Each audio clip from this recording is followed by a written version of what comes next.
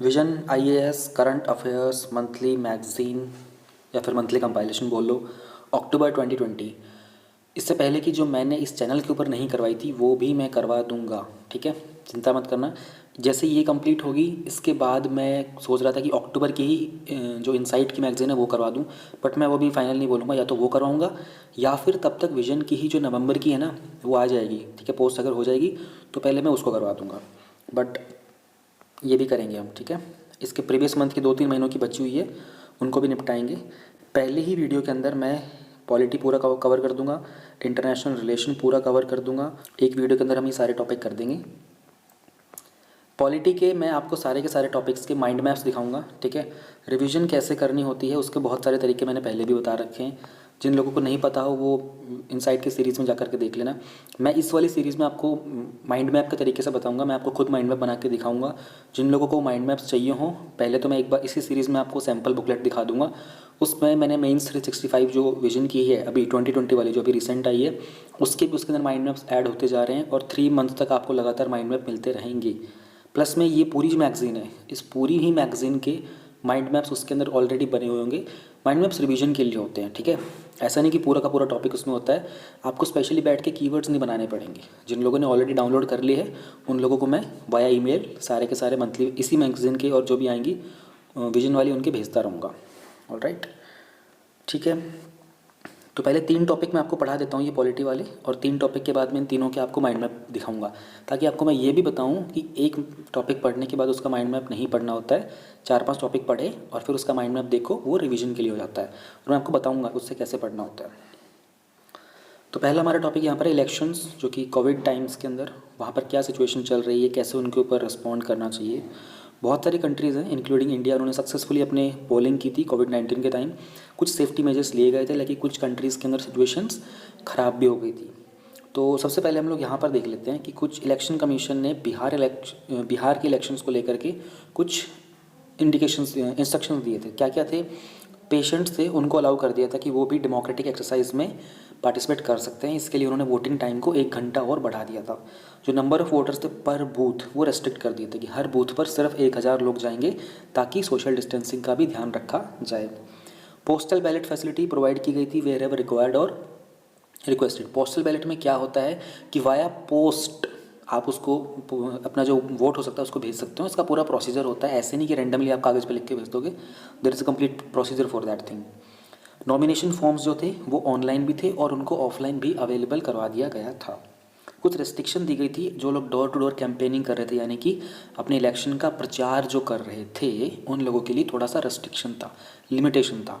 वो ये था कि इलेक्शन कमीशन ऑफ इंडिया ने बोला कि भैया डोर टू डोर कैंपेन के लिए सिर्फ 5 लोग ही जाएंगे, उससे ज़्यादा नहीं जाएंगे। तो कुछ चैलेंजेस वगैरह होते हैं। एक तो पॉलिटिकल रिस्क बहुत होता है। अगर आप कोविड के जैसे टाइम के अंदर अगर आप इलेक्शन करते हो तो ये वहाँ के लेवल प्लेइंग फील्ड को डिस्टर्ब कर देता है, ठीक है ना, और अंडरमाइन करता है इनकम्बेंट और अपोजिशन को। इनकम्बेंट का मतलब क्या होता है कि जो वहाँ पर ऑलरेडी रूल कर रहे हैं उनको। अभी कौन सा पॉलिटिकल रिस्क है, पहले ऊपर वाली लाइन को पढ़ते हैं। Election during covid present certain challenges, however postponing elections may not be appropriate option. यानी कि अगर आपने ऑप्शन ये सोचा कि नहीं अभी हम इलेक्शन नहीं करते, इसको पोस्टपोन कर देते हैं, तो इसमें दोनों के ऊपर प्रॉब्लम आ जाएगी, इनकम्बेंट हो चाहे अपोजिशन हो। इनकम्बेंट के ऊपर भी ये बात है कि भाई ये कैसे लोग हैं तो पावर में बने रहना चाहते हैं। अपोजिशन पे ये सवाल आएगा ये कैसे अपोजिशन वाले हैं, ये रूलिंग पार्टी को बोल ही नहीं रहेंगे, ठीक है। तो इसलिए पॉलिटिकल रिस्क होता है। रेपुटेशनल रिस्क भी होता है एक ऑर्गेनाइजेशन के लिए जो डिसीजंस बनाती है, ठीक है, कि भाई जो डेमोक्रेटिक प्रोसेस है, जो इंस्टीट्यूशंस है, उसमें ट्रस्ट होना बहुत ज़रूरी है, ठीक है। अब ऑब्वियस सी बात है अगर आप पोस्टपोन करोगे तो फिर डेमोक्रेटिक प्रोसेस के अंदर आपको ट्रस्ट नहीं रहेगा, क्योंकि डेमोक्रेटिक प्रोसेस की बहुत सारे फीचर्स होते हैं, ठीक है, एस्पेक्ट्स होते हैं, डायमेंशंस होते हैं। उसमें होता है एक टाइमलाइन का भी कॉन्सेप्ट होता है ना, कि जो आपको टाइमलाइन डिफाइंड है उसके अंदर ही आप काम करेंगे, आप अपनी मर्जी से अपनी टाइमलाइन को एक्सटेंड नहीं करेंगे ना। फाइनेंशियल रिस्क भी होता है, ठीक है, बहुत सारे बजट के इम्प्लीकेशंस हो जाते हैं, जैसे कि जो मनी इन्वेस्ट कर दिया गया वो रिकवर नहीं हो सकता। अब इसमें बहुत सारी चीज़ें होती हैं। इसमें इंपॉर्टेंट ये होता है कि आपने एक बार कैंपेनिंग कर दी, ठीक है, प्रमोशन कर दी, लेकिन इलेक्शन आपको पोस्टपोन कर दिए करने पड़े, तो क्या हुआ, सारा का सारा जो पैसा था वो वेस्ट चला गया। ऑपरेशनल रिस्क तो होते ही हैं, ऑल्टरनेट डेज जो होती हैं फिजिबल नहीं होती हैं, बाकी रिस्क भी होते हैं, ठीक है, टर्म के एक्सटेंशन वगैरह के, ये सब चीज़ें। चैलेंजेस क्या कुछ फेस करने पड़ते हैं कैंपेनिंग को लेकर। बहुत सारी जब लार्ज रैलीज आप करोगे तो आपको पता है कि वायरस स्प्रेड हो सकता है। वर्चुअल कैंपेनिंग करना सोशल मीडिया से, प्रिंट मीडिया से, ये इतना सफाइस होता नहीं है, ठीक है, होता है, काम करता है, बट इतना नहीं होता। फिजिकल जो कैंपेनिंग होती है, डोर टू डोर कैंपेनिंग होती है, इसका बहुत बड़ा इम्पैक्ट पड़ता है। आप इंसान से इमोशनल कनेक्ट बना लेते हो, ठीक है। अब इसके कारण आपको ऐसी चीज़ें करनी पड़ेगी, अगर ऑनलाइन करनी पड़ेगी तो उसका कॉस्ट भी थोड़ा सा बढ़ जाएगा। कहते हैं कि ऑनलाइन में कॉस्ट नहीं बढ़ता, नहीं, पर और इस ऑनलाइन में जो एडवर्टाइजमेंट होती है वो भी ईजिली मतलब ईजिली हो नहीं पाती हैगी, उसमें बहुत पैसा लगता है। पोलिंग स्टेशन का भी एक चैलेंज आता है, ठीक है, कि this will be impacted as it becomes increasingly more difficult, कि ऐसे लोगों को ढूंढ पाना, ठीक है, उनको प्रोटेक्टिव गियर प्रोवाइड कर पाना, सैनिटाइज़र इतने लार्ज स्केल के ऊपर प्रोवाइड कर पाना, इतनी लंबी लंबी कतारें बनवाना, पुलिस वगैरह का ध्यान रखना है कि उनको भी कोई इन्फेक्शन ना हो, पब्लिक को भी इन्फेक्शन ना हो, ठीक है। तो प्रिकॉशनरी ज़्यादा बढ़ेगा, तो यानी कि जो कॉस्ट होगी वो भी बढ़ जाएगी। Preparedness of electoral management bodies, ठीक है, preparing for the elections will be infinitely more difficult where movement and contact is constrain. Mostly जो EMBs हैं, जो इलेक्टोरल को जो मैनेज करने वाली बॉडीज़ हैं, इन लोगों को बहुत ज़्यादा एडमिनिस्ट्रेटिव और लॉजिस्लेटिव वर्क करना पड़ेगा इलेक्शंस के लिए। इफेक्ट ऑन टर्नआउट, अब इलेक्शन जो हैं इसमें आप ये एक्सपेक्ट करो कि टर्नआउट ज़्यादा होगा कोविड के टाइम पर, ये कोई श्योरिटी नहीं होती है, ठीक है ना। People are definitely so more precautious than the government itself. They will not be letting their old citizens, मतलब खुद भी घर से बाहर नहीं जाएंगे कि हम गए और हमको इन्फेक्शन हो गया, हमारी पूरी फैमिली को प्रॉब्लम हो जाएगी, ठीक है। तो इसके कारण अगर हम पेंडेमिक के टाइम पर एक इलेक्शन करते हैं तो कहीं ना कहीं वो डेमोक्रेटिक जो इंटीग्रिटी होती है, जो डेमोक्रेटिक रिलायबिलिटी होती है, उसको भी अंडरमाइन करता है। इम्पेडिमेंट्स होते हैं ट्रांसपेरेंसी के ऊपर, ठीक है ना। इलेक्शंस को मॉनिटर करना डोमेस्टिक लेवल पे और इंटरनेशनल लेवल के ऊपर, ठीक है, ताकि जो प्रोसेस है वो अपने आप में पूरा का पूरा लॉफुल रहे। सारे के पूरे इलेक्शन जो कंडक्ट किए जाते हैं ना, उसकी रिक्वायरमेंट्स बहुत ज़्यादा होती हैं इंटीग्रिटी के साथ। अब कोविड-19 में इलेक्शन करना, फिर उनकी ट्रांसपेरेंसी को भी मेनटेन करना, कहीं ना कहीं डर होता है, क्योंकि not everybody is concern enough इस टाइम पर। तो ये कुछ चैलेंजेस पोज करता है कोविड-19 के टाइम पर इलेक्शन किए जाते हैं। तो इन सबको डील करने के लिए क्या कुछ मेजर्स लिए गए हैं, ठीक है। Political consensus in sustaining decisions, consensus का मतलब होता है सहमति, ठीक है। Made on the electoral calendar and procedures to avoid the political friction and not undermining the legitimacy of electoral result. यानी कि वो कहना चाह रहा है, जो भी पार्टी होते हैं, जो भी उम्मीदवार होते हैं, उन सब से मिलकर के सहमति से ये बात की जाए कि भाई ये कैलेंडर में टाइम फिक्स करेंगे हम लोग, ठीक है, इस चीज़ का आप भी ध्यान रखें, इस चीज़ का हम भी ध्यान रखें, ऐसे, ताकि जो इलेक्टोरल का जो रिजल्ट आएगा उसकी लेजिटिमेसी के ऊपर कोई सवाल ना उठे, ठीक है। अब ये ऑपोजिशन से भी बात करनी पड़ेगी आपको अपनी टीम से भी बात करनी पड़ेगी, आपको इलेक्शन कमीशन से भी बात करनी पड़ेगी, इलेक्शन कमीशन भी आपसे बात करेगा। तो ये कुछ मेजर्स हैं कि पॉलिटिकल कंसेंसस होना चाहिए। स्पेशल वोटिंग अरेंजमेंट्स, ऑब्वियस सी बात है कि वोट को कास्ट करने के लिए वोटर्स को अवॉइड किया जाए, ठीक है, कि वो अपने कुछ ऐसे मेथड्स या फिर कोई डायरेक्ट कांटेक्ट में ना आए किसी के वोट करते वक्त, ठीक है, सैनिटाइज बहुत अच्छे से हो। तो ये स्पेशल अरेंजमेंट्स कुछ करने की ज़रूरत है। जहाँ कहीं पर पोस्टल बैलेट की फैसिलिटी अवेलेबल है वहाँ पर वो अवेलेबल करवाना। ऐसे कुछ मेजर्स लेना जहाँ पर रिस्क ऑफ कंटेजिन, यानी कि कहीं भी आप ऐसा कुछ सिस्टम ना कर दो कि प्रोटेक्टिव गियर प्रोवाइड ना कर रहे हो, सैनिटाइजर प्रोवाइड ना कर रहे हो, सोशल डिस्टेंसिंग मेंटेन करने के लिए आपके पास वॉलंटियर्स नहीं है, पुलिस फोर्स नहीं है, तो ये प्रॉब्लम हो जाएगी। तो आप ऐसे मेजर्स लो ताकि सिंपल तरीके से आप वोटिंग पीरियड के अंदर उन चीज़ों को सेफली कंडक्ट कर सको। Voter education should reach all the genders, ठीक है, ये बहुत इंपॉर्टेंट है समझना कि how the women access information during this pandemic. औरतों तक, फीमेल्स तक ये जो इन्फॉर्मेशन है, जो सूचना है, ये कैसे पहुंचती है, ठीक है। और टारगेट करें वोटर एजुकेशन ताकि इस इन्फॉर्मेशन का इक्वल एक्सेस हो, मेल तक, फीमेल तक, एल्डर सिटीजन्स तक भी। तो ये कुछ स्टेप्स हम लोगों ने लिए हैं। ये बहुत छोटा टॉपिक था, और पर ऐसे टॉपिक के ऊपर सवाल बनने के बहुत ज़्यादा चांसेस होते हैं। अब इसके ऊपर प्रीवियस ईयर में कोई ऐसा डायरेक्ट क्वेश्चन नहीं आया है कि इलेक्शन ड्यूरिंग कोविड टाइम्स, लेकिन ये क्या बनने के चांसेस नहीं है, बिल्कुल बनने के चांसेस है, नहीं, बहुत हाई चांसेस बनने के क्वेश्चन के। इसका मैं आप लोगों को माइंड मैप दिखाऊंगा तीसरे टॉपिक के बाद। Data governance quality index. अब देखो ये जो टॉपिक ऐसे है ना, मैं इनके आपके प्रीवियस ईयर के क्वेश्चन क्यों नहीं दिखा रहा हूँ, इनके अभी बता क्यों ना, क्योंकि इनमें डायरेक्ट क्वेश्चन नहीं बनता है, बीच बीच में ज़रूर बन सकते हैं। इलेक्शन कमीशन को लेकर के तो क्वेश्चन बने ही हुए हैं, ठीक है, उसमें क्या दिखाऊँ, उसका टॉपिक ही नहीं है। टॉपिक तो है कि कोविड के टाइम में इलेक्शन कमीशन कैसे काम करेगा। अब डेटा गवर्नेंस क्वालिटी इंडेक्स शब्दों को पकड़ने की कोशिश करो।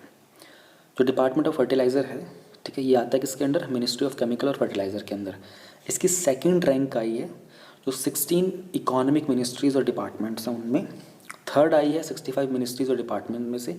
किस चीज़ के लिए, डेटा गवर्नेंस क्वालिटी इंडेक्स में, DGQI। अब आप क्या इसके ऊपर पूरा क्वेश्चन आएगा? नहीं, इसके ऊपर क्वेश्चन नहीं आएगा। आप इसकी जो रैंकिंग वगैरह होती है इनको यूज़ कर सकते हो अपने बाकी आंसर में लिखने के लिए, इंटीग्रेट करने के लिए। तो पहले इस इंडेक्स के बारे में थोड़ा सा जान लेते हैं। ये जो सर्वे करते हैं इसमें एसेस करते हैं, ठीक है, मिनिस्ट्रीज़ को, डिपार्टमेंट की परफॉर्मेंस को, किस तरीके से वहाँ पर सेंट्रल सेक्टर स्कीम्स और सेंट्रली स्पॉन्सर्ड स्कीम्स का इम्प्लीमेंटेशन हो रहा है। अब सेक्टर स्कीम क्या होती है और स्पॉन्सर स्कीम क्या होती है, ठीक है, आप लोगों को हल्का सा आइडिया दे देता हूँ, हर बार बताता भी रहता हूँ, बट स्टिल कुछ लोग नए जुड़ते हैं हर बार वीडियो में। सेक्टर स्कीम का मतलब है कि पूरा का पूरा जो पैसा होगा सेंट्रल गवर्नमेंट देगी। ये सेक्टर पूरा का पूरा सेंट्रल गवर्नमेंट का है। जब सेंट्रल स्पॉन्सर हो जाती है, यानी कि अब जो सेंट्रल गवर्नमेंट है वो प्रायोजक है इसकी, वो बोल रही है कि स्टेट गवर्नमेंट इम्प्लीमेंट भी करे, कुछ पैसा हम दे देंगे। जब कुछ पैसा देने की बात होती है तो अलग अलग कंडीशंस होती हैं। 50-50 वो हो सकता है, ठीक है, 60-40 हो सकता है, या फिर जो जो ये हिमालयन स्टेट्स होते हैं, माउंटेनियस रीजन्स होते हैं, वहाँ पर हो सकता है कि सेंट्रल गवर्नमेंट बोले कि हम 90% दे देंगे, 10% जो पैसा होगा वो आप दे दो। तो ऐसे अलग अलग रेशियो में चलता रहता है। इन स्कीम का कैसे कैसे इम्प्लीमेंटेशन कर रही है मिनिस्ट्रीज़ वगैरह, ये सब DGQI में बताया जाता है। कंडक्ट कौन करता है इस इंडेक्सिंग को, इस सर्वे को? नीति आयोग के अंडर में DMEO होता है, development monitoring and evaluation office, ये कंडक्ट करता है। इनका ऑब्जेक्टिव है किसी भी मिनिस्ट्री और डिपार्टमेंट का डेटा प्रिपेयर्डनेस क्या है उसको एसेस करना, ठीक है। उसके लिए एक फ्रेमवर्क बना रखा है, एक स्टैंडर्डाइज्ड फ्रेमवर्क होता है, ठीक है, ताकि इनके अंदर आपस में एक हेल्दी कॉम्पिटिशन हो, ठीक है। कोऑपरेटिव पीयर लर्निंग भी ये प्रमोट करें विद बेस्ट प्रैक्टिस। ये बड़ा ही अच्छा ऑब्जेक्टिव है। इवन इस ऑब्जेक्टिव की लाइन से आपको न जाने कितने सारे पॉइंट्स मिल जाएंगे अपने मेंस आंसर राइटिंग की। सॉरी, कुछ डिस्टर्बेंस आया होगा वॉइस में, आप लोगों को माफ़ कीजिएगा। ओके, तो आगे बढ़ते हैं। अब इससे क्या होता है, इस तरह से आप डेटा प्रिपेयर्डनेस को एसेस करते हो कि किस मिनिस्ट्री का कितना डेटा रेडी है। उससे आप इमेंसली हेल्प करते हो कि जो भी गवर्नमेंट की पॉलिसीज़ हैं उनके इम्प्लीमेंटेशन में जितना अच्छा डेटा होगा उतना अच्छा इम्प्लीमेंटेशन होगा, उतना अच्छा आउटपुट आएगा और उतना अच्छा उसका एनालिसिस होगा। उसका अच्छा एनालिसिस होगा, उसके बाद दोबारा से उसका इवैल्यूएशन करेंगे कि कहाँ कहाँ कमी रह गई है, तो वो अच्छा सा हो जाएगा। स्कीम प्रोग्राम अपने अपने डिज़ायर्ड गोल्स के लिए। DGQI के अंदर मेजर थीम्स क्या क्या होती है? डेटा कैसे जनरेट हो रहा है ये चेक करेंगे, डेटा की क्वालिटी क्या है, किस टेक्नोलॉजी का यूज़ कर रहे हो, डेटा एनालिसिस कैसे हो रहा है, यूज़ एंड डिसेमिनेशन। डिसेमिनेशन का मतलब होता है प्रचार कैसे कर रहे हो। डेटा आपने कलेक्ट कर लिया, अब आगे इसको फैला कैसे रहे हो, डिसेमिनेट कैसे कर रहे हो, ठीक है, अपनी पॉलिसी के बारे में क्या इन्फॉर्मेशन को कैसे डिसेमिनेट कर रहे हो, डेटा की सिक्योरिटी मेंटेन कर रहे हो या नहीं, आपके डिपार्टमेंट में HR जो ह्यूमन रिसोर्स होते हैं कितने लोग काम कर रहे हैं, कहाँ से, उसकी कैपेसिटी कैसी है, केस स्टडी वगैरह को भी आप कंसिडर करते हो या नहीं। इन सब चीज़ों के ऊपर बेस करके इस इंडेक्स को प्रिपेयर करते हैं। गवर्नेंस के अंदर डेटा का क्या रोल होता है?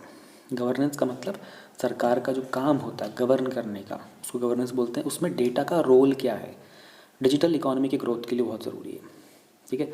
अफोर्डेबल एक्सेस है इंटरनेट का, ये एनकरेज करता है कि रेगुलेटरी सिस्टम जो है, जो इंडिया में बनाया गया है, ये अपने आप में बहुत ही महत्वपूर्ण है, ठीक है। हमारे इंडिया के अंदर सेकंड लार्जेस्ट इंटरनेट यूज़र्स हैं वर्ल्ड में, ठीक है, और it has powered it's digital economy. अब इतने सारे लोग होने के बाद हमारे पास डेटा भी ज़्यादा है, इसी कारण कहीं ना कहीं हमारी जो डिजिटल इकोनॉमी है वो बहुत ही स्मूथली और फास्टली मूव कर रही है।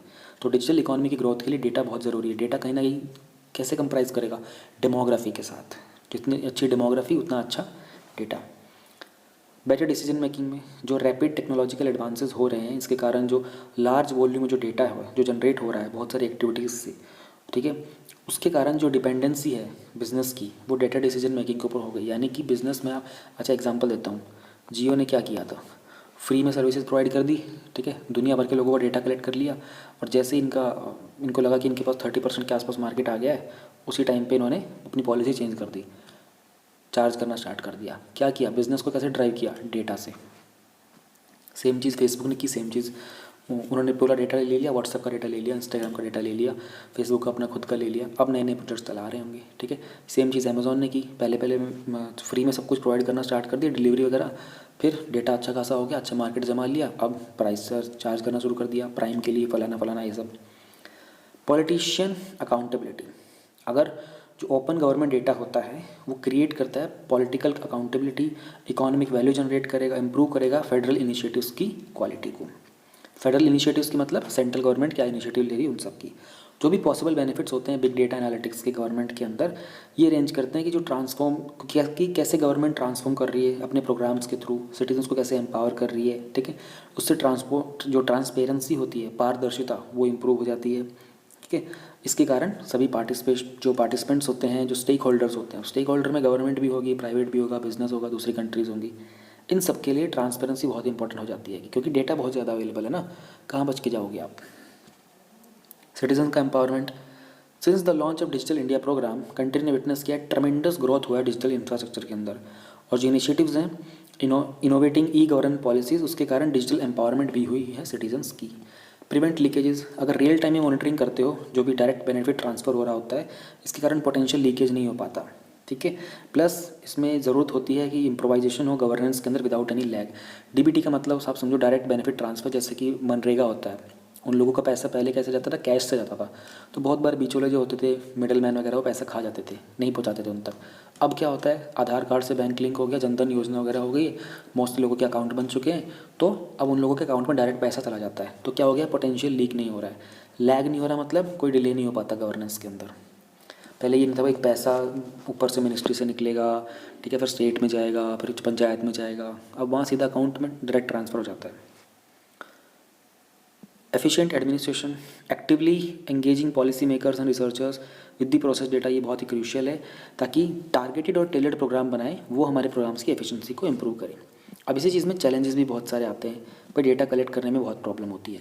ऑनलाइन और ऑफलाइन बहुत सारे चैनल्स होते हैं, ठीक है, आपस में डेटा को शेयर करने में बड़ी परेशानियाँ होती है, मिनिस्ट्रीज़ के अंदर एक चैलेंज होता है, कुछ जुरिस्डिक्शनल बाउंड्रीज होती हैं जो एग्जिस्ट करती हैं, ठीक है। तो मोर ओवर एक लैक है हमारे पास कि कंसिस्टेंट डायलॉग नहीं हो पाते, जो भी मेजर की स्टेक होल्डर्स होते हैं, गवर्नमेंट से प्राइवेट, प्राइवेट से गवर्नमेंट, आपस के डिपार्टमेंट में डायलॉग नहीं हो पाता, बातचीत नहीं हो पाती। पॉलिटिकल विल बहुत कम है कि गवर्नेंस के लिए हम लोग डेटा को यूटिलाइज़ करें, ठीक है। जो भी डेटा ड्रिवन पॉलिसीज़ हैं ये बहुत ज़्यादा रियलिस्ट हैं, may be would be more realist तब हो मतलब रियलिस्ट तब हो जाएंगी अगर हम इनके बेनिफिट्स के टर्म के ऊपर इनको टारगेट करेंगे। हम लोग इनके बेनिफिट्स को देख नहीं पाते हैं क्योंकि पॉलिटिकल विल नहीं है। प्रीवियसी के कंसर्न ये तो सबको ही पता है, जो हमारी इंटरनेट क्राइम रिपोर्ट आई थी 2019 की, उसमें इंडिया 3rd था वर्ल्ड के अंदर अमंग टॉप 20 कंट्रीज़ जो इंटरनेट क्राइम के विक्टिम है। अब लोगों का इतना सारा डेटा कलेक्ट हो रहा है लेकिन वो मिसयूज़ हो सकता है, ठीक है, वो लीक हो जाए, उसको कोई हैक कर ले, इसलिए फंडिंग और इनोवेशन की बात करते हैं। यहाँ पर भी जो पर्सनल डेटा है वो उसका जो एक्सेस है वो स्काई रॉकेट कर रहा है, यानी कि पर्सनल डेटा का एक्सेस लोगों का खुद का भी और किसी दूसरे इंस्टीट्यूशन का जहाँ वो ऑफर करते हैं वो स्काई रॉकेट करता है। गूगल के पास आपका इतना सारा डेटा होता है कि आप बिलीव नहीं करोगे, ठीक है। तो funding the targeted towards cross disciplinary research on data governance has remained limited. इसके कारण क्या होगा कि बहुत सारे पॉलिसी मेकर्स की ना ओरिजिनल जो रिसर्च है वो बहुत कम हो गई है। कि पहले लोग क्या करते थे, मेहनत करते थे, जा जाके ज़मीन पे जाकर पूछना, बातचीत करना। अब मोस्टली जो डेटा होता है उनको सोशल मीडिया से मिल जाता है, या फिर एक एडवर्टाइजमेंट छोड़ देंगे, पता चलेगा इसकी टीआरपी रेटिंग अच्छी आई है, ठीक है, नहीं आई है तो मतलब इसका कोई रिस्पॉन्स नहीं है। तो ये भी एक प्रॉब्लम हो गई है कि फंडिंग और इनोवेशन को लेकर के। Utility of data in governance in India, कुछ लार्ज डेटा प्रोजेक्ट्स हैं जहाँ पर हम लोग कोशिश करते हैं कि गवर्नमेंट की सर्विसेज को इम्प्रूव करें, इनकी डिलीवरी अच्छी हो जाए, ठीक है, प्राइवेट सेक्टर की अपॉर्चुनिटीज़ को इम्प्रूव करना चाहते हैं। All the while enhancing the states law enforcement and surveillance powers. Surveillance powers मतलब जांच पड़ताल की जो तकनीक है सरकार के पास, उन सबको इम्प्रूव करने के लिए हम लोगों ने कुछ प्रोजेक्ट्स बनाए हैं। UIDAI सारा का सारा जो आधार कार्ड का बायोमेट्रिक डेटा वगैरह होता है सब इनके पास होता है। नेशनल इंटेलिजेंस ग्रिड 26/11 के अटैक के बाद बनाया गया था ताकि सारी इंटेलिजेंस की जो इन्फॉर्मेशन है उन सबको एक प्लेटफॉर्म पे ले आएँ। एक जगह से दूसरी जगह इंटेलिजेंस की इन्फॉर्मेशन शेयर करना हो तो नेट ग्रिड के थ्रू हो सकता है। ICGS, इसका एम था इंटीग्रेट करेगा सारे court, police station, prosecution, forensic science को, सब आपस में एक सेंट्रल प्लेटफॉर्म बन जाएगा तो सब यहाँ से इन्फॉर्मेशन ईजिली शेयर कर सकें। DNA का डेटा बैंक जिसका रेगुलेशन बिल है 2018 का, यहाँ पर हम बोल रहे थे कि रीजनल और नेशनल लेवल के डेटा बैंक्स बनाएंगे क्रिमिनल और सिविल मैटर्स के लिए, ठीक है। बिग डेटा और इसके साथ जो भी एसोसिएटेड एनालिटिक्स हैं ये सारे बेनिफिशियल होते हैं बहुत सारे एरियाज़ में, जैसे कि ट्रैफिक प्रॉब्लम्स के लिए सिटीज़ के अंदर, ठीक है, हेल्थ केयर डिलीवरी वगैरह फलाना डेटा। वे अहेड की बात करें तो हमको चाहिए एक ओपन डेटा पॉलिसी, ठीक है। कुछ होलिस्टिक डिसीजंस बनाए जा सकते हैं अगर गवर्नमेंट की ऑर्गेनाइजेशंस जो हैं वो अपने उनके पोजीशन में जो डेटा है उसको अगर वो शेयर करें तो, ठीक है। शेयर करना, मॉनिटर करना कलेक्टिव डेटा को, इससे कारण क्या होगा कि गवर्नेंस का जो प्रोसेस होगा बहुत ही डेमोक्रेटिक हो जाएगा और बहुत ही कॉस्ट इफेक्टिव हो जाएगा। कैपेसिटी बिल्डिंग, टेक्नोलॉजिकल कंपनीज और स्टार्टअप्स जो हैं, ठीक है, ये कुछ ऐसा सॉल्यूशन ऑफर करें जहाँ पर हम लोग बड़े बड़े मैसिव डेटा को अच्छे से यूटिलाइज़ कर पाएँ, डेटा मैनेजमेंट में हेल्प करे। Funding the innovations and research, एक स्ट्रक्चर जो मैकेनिज्म होता है वो एस्टेब्लिश करना चाहिए हमको अपने फाइनेंशियल कंट्रीब्यूशन के लिए इंडस्ट्रीज़ के रिसर्च फील्ड में। ऑल्सो गवर्नमेंट को कुछ फंडिंग देनी चाहिए रिसर्च के अंदर, उसकी प्रायोरिटी होनी चाहिए। लेजिस्लेटिव रिफॉर्म्स, लेजिस्लेशन मतलब जो कानून, पार्लियामेंट, असेंबली, जो भी डेटा कलेक्ट किया जाए बहुत सारे एंटिटीज़ के द्वारा जो प्रोसेस किया जाएगा, ठीक है ना, उसको डिसेमिनेट करना चाहिए वेरियस फॉर्म्स में। डिसेमिनेट मतलब आपने डेटा कलेक्ट कर लिया लेकिन आप इसको दोबारा से इसका प्रचार करो, प्रसार करो, कैसे करोगे, अलग अलग फॉर्म में करना चाहिए। इस प्रोसेस के लिए ये इंश्योर किया जाए जो इन्फॉर्मेशन है वो डिस्टॉर्ट नहीं होनी चाहिए। डिस्टॉर्ट का मतलब होता है कि आप किसी चीज़ को ख़राब कर देते हो, आप इन्फॉर्मेशन को डिस्टॉर्ट ना करो, ख़राब ना करो, डिस्क्लोज भी ना करो, अप्रोप्रिएट भी ना करो, चुराओ भी मत, ठीक है, और जो भी आपके रूल्स वगैरह उसके विद इन लिमिट में रहकर ही काम करो। जो प्रपोज्ड बिल है डेटा प्रोटेक्शन का और जो रिपोर्ट आई थी क्रिस गोपालकृष्णन कमेटी की, ठीक है, इनके कारण इस डायरेक्शन में जो ऊपर जो भी हमने वे हेड पढ़ा है इसमें आगे बढ़ने के लिए हमको बहुत मदद मिल जाएगी। इसके साथ साथ डेटा प्रोटेक्शन और प्राइवेसी रेगुलेशंस जो हैं गाइडलाइंस, ठीक है, जो कि एग्जाम्पलीफाई किए गए थे यूरोपियन यूनियन के जनरल डेटा प्रोटेक्शन रेगुलेशन में, ये एक प्री रिक्विजिट है। अब आपको प्री रिक्विजिट का मतलब पता होगा तो सब कुछ समझ में आ जाएगा। प्री रिक्विजिट का मतलब होता है something that is very necessary for something else to happen और एग्जिस्ट, यानी कि इनकी जो गाइडलाइंस थी वो बहुत ज़रूरी हैं। हमारे जो ऊपर हम लोगों ने बात की मेजर्स वगैरह लेंगे वे हेड फॉरवर्ड के लिए, उन सबको इम्प्लीमेंट करने के लिए ऐसी कुछ गाइडलाइंस जो हैं वो एक प्री रिक्विजिट हैं।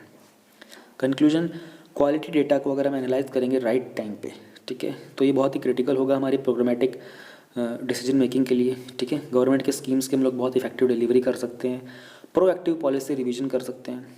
अब बिग डेटा का एक बहुत बड़ा इम्पैक्ट होता है अगर उसको मैसिव स्केल के ऊपर हम लोग यूज़ करेंगे तो विद सेफ गार्ड्स, ठीक है, गवर्नमेंट के द्वारा हम जो भी पब्लिक गुड्स और सर्विसेज होते हैं इनको बहुत अच्छे से डिलीवर कर सकते हैं। आगे बात करते हैं इंटीग्रिटी पैक्ट के बारे में। देखो वर्ड का मीनिंग अगर समझ जाओ ना तो यहाँ पर बहुत सारा आपका टॉपिक ऑलरेडी क्लियर हो जाता है। मैं हमेशा ये बात बोलता हूँ, टाइटल के अंदर टॉपिक की मोस्टली चीज़ें जो होती हैं ना ख़त्म हो जाती हैं। इंटीग्रिटी वर्ड का मतलब समझते होंगे आप लोग, ठीक है। हम लोग इंटीग्रिटी वर्ड पूरी यूपीएससी की प्रिपरेशन में बहुत पढ़ते हैं। नैतिकता, ठीक है, सत्यनिष्ठा, ईमानदारी, ठीक है, इन सब चीज़ों को मिला करके बोलते हैं। मतलब अगर इंग्लिश में बोलना चाहूँ तो quality of being honest and having strong moral principle. इसलिए हम बोलते हैं कि यूनिटी एंड इंटीग्रिटी, ठीक है। अब ये रिसेंटली सीबीसी ने क्या किया है ये सब बाद में बात करेंगे। पहले ये जान लेते हैं कि इंटीग्रिटी पैक्ट क्या चीज़ है। ये एक विजिलेंस टूल है। विजिलेंस का मतलब क्या होता है? विजिलेंस होता है सतर्क रहना, सावधान रहना। एक टूल है जिसकी हेल्प से सावधानी बरती जाती है, ठीक है। तो क्या ये कोई स्कीम का नाम है, क्या किसी इंसान का नाम, क्या बॉडी? नहीं, ये एक डॉक्यूमेंट भी होता है लीगल, और ये एक प्रोसेस भी होता है, ठीक है। इसको इम्प्लीमेंट कौन करता है? इम्प्लीमेंट करने के लिए हमारे पास इंडिपेंडेंट एक्सटर्नल मॉनिटर्स होते हैं। ये ग्रुप होता है लोगों का, ठीक है, जो अनइम्पीचेबल इंटीग्रिटी होती है। यानी कि आप इनको अब अनइम्पीचेबल वर्ड का मीनिंग समझना हो तो कैसे समझोगे? इम्पीच मतलब समझते हो, प्रेसिडेंट को इम्पीच करते हैं, हटा सकते हैं। ये अनइम्पीचेबल होते हैं ये, ठीक है, तो इनको हटा नहीं सकते। ऑलराइट, अब क्यों करते हैं हम लोग, ठीक है, एक विजिलेंस टूल का जो कि अपने आप में इंटीग्रिटी पैक्ट है। पैक्ट मतलब होता है एक फॉर्मल अग्रीमेंट को बोलते हैं पैक्ट। इस टूल का यूज़ करके हम क्या करते हैं, जो एग्रीमेंट होते हैं ना, कुछ प्रोस्पेक्टिव वेंडर्स हो गए, कोई बिड करने वाले हो गए, बायर हो गए, कमीटिंग होती है तो दो पार्टियों की, उनमें किसी तरह का कोई करप्शन ना हो, ठीक है, किसी तरह का कोई अनफेवरेबल इन्फ्लुएंस ना हो। इस चीज़ को ध्यान में रखने के लिए उनके बीच में एक इंटीग्रिटी पैक्ट करवाया जाता है bye independent external monitors, IEM। अब इसी के रिगार्डिंग CVC जो हमारा सेंट्रल विजिलेंस कमीशन है, उन्होंने कुछ चेंजेस किए, कुछ अमेंडमेंट किए प्रोसीजर में, जो यहाँ पढ़ने की ज़रूरत नहीं है, यहाँ समझ नहीं आएगा। नीचे जब हम पढ़ते चलेंगे तब आपको समझ में आएगा, ठीक है। अब देखो यहाँ पर हम बता रहे थे कि ये एक विजिलेंस टूल्स होता है। अब ये एक लीगल डॉक्यूमेंट भी होता है, एक प्रोसेस भी होता है। इसमें क्या होते हैं, राइट्स होते हैं और ऑब्लिगेशंस होती हैं पार्टीज़ की। ऑब्लिगेशन मतलब समझ रहे हैं कि उत्तरदायित्व, जिम्मेदारियाँ, रिस्पॉन्सिबिलिटीज़ की। अब आप कोई एग्रीमेंट साइन करते हो, उसमें बहुत सारे पॉइंट्स होते हैं ना, भाई आप तो ऑब्लाइज्ड हो इन रूल्स को, नॉर्म्स को फॉलो करने के लिए, और ये चीज़ आपकी राइट है, ये तो आपको ले लेनी चाहिए। उसी तरीके से जो कोई भी एक कॉन्ट्रैक्ट बनता है, ठीक है भाई, एक दुकानदार है और एक कस्टमर है, दोनों के बीच में एक कॉन्ट्रैक्ट बना है कोई चीज़ का। मान लो जैसे डिफेंस इक्विपमेंट हो गया, इंडिया फ्रांस से खरीदता है, तो इनके बीच में एक पैक्ट बनता है, एक एग्रीमेंट बनता है। बस इंटीग्रिटी भी उसी तरीके से ही चीज़ होती है कि अब इनके बीच में जो होता है, इसमें कुछ राइट्स होते हैं और कुछ ऑब्लिगेशंस होते हैं। इसके 3 लेयर्स होते हैं, प्रिंसिपल या फिर जो कंपनी होती है। अब principal gives the undertaking by the principal that it officials will not demand or accept any bribe, kickback, gift. यानी कि वो जो कंपनी जिससे कुछ सामान खरीदा जा रहा है, बेचा जा रहा है, उनके ऊपर ये होता है कि भाई आप किसी भी तरह की कोई रिश्वतखोरी नहीं करोगे यहाँ पर। वेंडर बिडर होता है, ठीक है, वो भी एक अंडरटेकिंग देता है कि भाई उसने कुछ भी, it has not paid and neither will pay any bribe, अभी तक उसने कोई ब्राइब वगैरह नहीं दी है, कोई भी रिश्वत नहीं दी और आगे भी वो नहीं देगा, ठीक है। अब इसके बाद होता है तीसरी चीज़ होती है, वो होती है इंडिपेंडेंट एक्सटर्नल मॉनिटर, IEM। इसका रोल ये होता है कि IEMs plays a role only if the obligations in IT are not full. यानी कि आप लोगों ने जो इंटीग्रिटी पैक्ट जो आपने साइन किया था उसकी ऑब्लिगेशंस अगर आपने फुलफिल नहीं की, तब अगला रोल आता है, वो होता है IEM का, ठीक है। अब इसको IEM को बीच में कौन लेके आ सकता है, या तो प्रिंसिपल लेके आ जाए या फिर वेंडर लेके आ जाए, कोई भी लेके आ जाए बीच में। वो मतलब जिसको प्रॉब्लम होगी ना, मान लो प्रिंसिपल ने कोई बीच में करप्शन कर दिया तो वेंडर बुला के लाएगा, वेंडर ने कोई करप्शन कर दिया तो प्रिंसिपल लेके आएगा कि भाई IEM को लेके आया जाए। तो इंटीग्रिटी पैक्ट बनाने का फ़ायदा क्या होता है, कॉन्ट्रैक्ट की प्रोसेसिंग बहुत फास्ट हो जाती है, ठीक है। और जो जनरल एक परसेप्शन होता है कि भाई ये कंपनी जो है ये तो इंटीग्रिटी पैक्ट के साथ काम करती है, तो उसकी इमेज भी अच्छी बन जाती है। लॉ सूट्स वगैरह कम हो जाते हैं, यानी कि कोई कानूनी कार्यवाही वगैरह होती है वो कम हो जाती है। प्रोक्योरमेंट का जो प्रोसेस होता है, यानी कि प्रोक्योरमेंट मतलब होता है प्राप्त करना, चीज़ों को लेन देन करना, उसका प्रोसेस थोड़ा सा स्मूथ हो जाता है। लिटिगेशन वगैरह हट जाती हैं, आर्बिट्रेशन हट जाती हैंगी, ठीक है। और जो प्रॉफिटेबिलिटी होती है, प्रॉफिटेबिलिटी होती है, वो तकरीबन 8 से 10% तक बढ़ जाती है। लेकिन इम्प्लीमेंट करने में IP को, एक इंटीग्रिटी पैक्ट को इम्प्लीमेंट करने में कुछ परेशानियां भी आती है, वो मैं आपको बताता चलूँगा। पहले हम लोग ये देख लेते हैं CVC क्या होता है। तो सेंट्रल विजिलेंस कमीशन है। विजिलेंस मतलब मैंने आपको बताया सावधानी, सतर्कता। तो केंद्रीय सावधानी सतर्कता बरतने के लिए एक कमीशन बनाया हुआ है, ठीक है। अब ये सेटअप हुआ था 1964 के अंदर। इसमें एक रिकमेंडेशंस आई थी एक कमेटी की प्रिवेंशन ऑफ करप्शन के ऊपर। करप्शन को प्रिवेंट करने के लिए कुछ रिकमेंडेशन थी कि भाई ऐसा कमीशन बनाओ जो सावधानी बरतने में मदद करेगा, ठीक है। क्या करेगा ये कमीशन, इस कमीशन का सिंपल सा काम होता है, जो भी हमारी सेंट्रल गवर्नमेंट की जो एजेंसीज होती है ना विजिलेंस के फील्ड के अंदर, उन सबको गाइडेंस करना, उन सबको एडवाइस देना। अब ये एक स्टैट्यूटरी बॉडी है, यानी कि स्टैट्यूटरी बॉडी मतलब कानून पास करके बनाया गया इस बॉडी को। क्यों, सेंट्रल गवर्नमेंट के अंदर करप्शन रोकने के लिए। CVC ने 2008 में रिकमेंड किया था कि IP का अडॉप्शन किया जाए, किसके द्वारा, गवर्नमेंट के जितने भी सेक्रेटरीज वगैरह हैं, जो भी CMDs होते हैं, CMDs होते हैं चेयरमैन कम मैनेजिंग डायरेक्टर, जो भी ये पब्लिक सेक्टर यूनिट्स होती हैं, पब्लिक सेक्टर बैंक्स होते हैं, और जो भी कोई CVOs वगैरह होते हैं, प्रोवाइडेड उनको जो बेसिक गाइडेंस होगी इम्प्लीमेंटेशन की in the respect of major procurement. Government organisation के अंदर आप कोई भी प्रोक्योरमेंट कर रहे हो, कोई भी सामान इधर से उधर लेन देन कर रहे हो, उसके बीच में आप एक इंटीग्रिटी पैक्ट जरूर रखो। ये किसने रिकमेंडेशन दी थी 2008 में, CVC ने। तो CVC एक स्टैट्यूटरी बॉडी है, इसको प्रिवेंशन ऑफ करप्शन की कमेटी की जो रिकमेंडेशन थी उसके बाद बनाया गया था। तो हम लोग अगर इम्प्लीमेंटेशन करेंगे IP की तो क्या परेशानियाँ आ सकती हैं, ट्रेमेंडस डुप्लीकेशन हो सकता है, ठीक है। मतलब कि कोई पार्टी है वो अग्रीव्ड हो गई है, ठीक है, वो बोलती है कि नहीं यार कुछ प्रॉब्लम हुई है, वो कंप्लेन करेगी CVC के बाद कि भाई IP जो था उसके कारण नहीं हो पाया, ठीक है। अब उसके बाद उसको फिर कोर्ट में भी लेके जाएंगे। अब CVC जो है वो चाहता है कि IEM है वो इन्वेस्टिगेट करे मैटर को। एट द सेम टाइम ये भी सजेस्ट करता है कि कोई कॉरपोरेशन का जो कंडक्ट वगैरह हो, उस जो कॉरपोरेशन है वो एक टेक्निकल एग्जामिनेशन भी कंडक्ट करे। अब सेम जो इशू है वो 3 जगह पर डिबेट किया जा रहा है, IEM के द्वारा भी, कंपनी के द्वारा भी और CVC के द्वारा भी, और हो सके तो आगे कोर्ट में भी चला जाएगा। तो इसके कारण बहुत सारा टाइम वेस्ट हो जाएगा, बहुत सारा एनर्जी, बहुत सारे रिसोर्सेज जो है वो वेस्ट लग जाते हैं। तो IP में ये भी नुकसान हो सकता है। अगर कोई कंपनी है अग्री हो जाती है, बोलती है कि नहीं मैं IP के हिसाब से भी ऑब्लिगेशंस नहीं बैठाई जा रही हैं, तो फिर प्रोसेस सडनली बहुत लंबा हो जाता है। ऐसा नहीं हर बार होता है, लेकिन ये क्या है, एक केसेस होते हैं कि अगर नहीं काम किया किसी केस में इंटीग्रिटी पैक्ट तो क्या होगा। Difficulty in getting overseas suppliers to accept it. अब फॉरेन कंपनीज होती है, उनको डाउट होता है IP के ऊपर, इंटीग्रिटी पैक्ट के ऊपर, और इसके एडॉप्शन के लिए उनके पास बहुत सारे सवाल भी होते हैं, इसलिए उन लोगों के साथ नेगोशिएशन करने का इतना टाइम भी नहीं होता है। तो ये भी एक प्रॉब्लम आती है। डबल एज्ड स्वार्ड, दो धारी तलवार होती है ये, ठीक है ना। अगर IP साइन नहीं किया जाता तो जो हेड होता है कंपनी का उसको बहुत सारे क्वेश्चंस फेस करने पड़ते हैं अपनी खुद की कंपनी के तहत। ऑन दी अदर हैंड अगर फॉरेन कंपनी साइन नहीं करती है तो कंपनी अपने वेंडर को लूज भी कर देती है, तो दोनों साइड से प्रॉब्लम हो जाती है।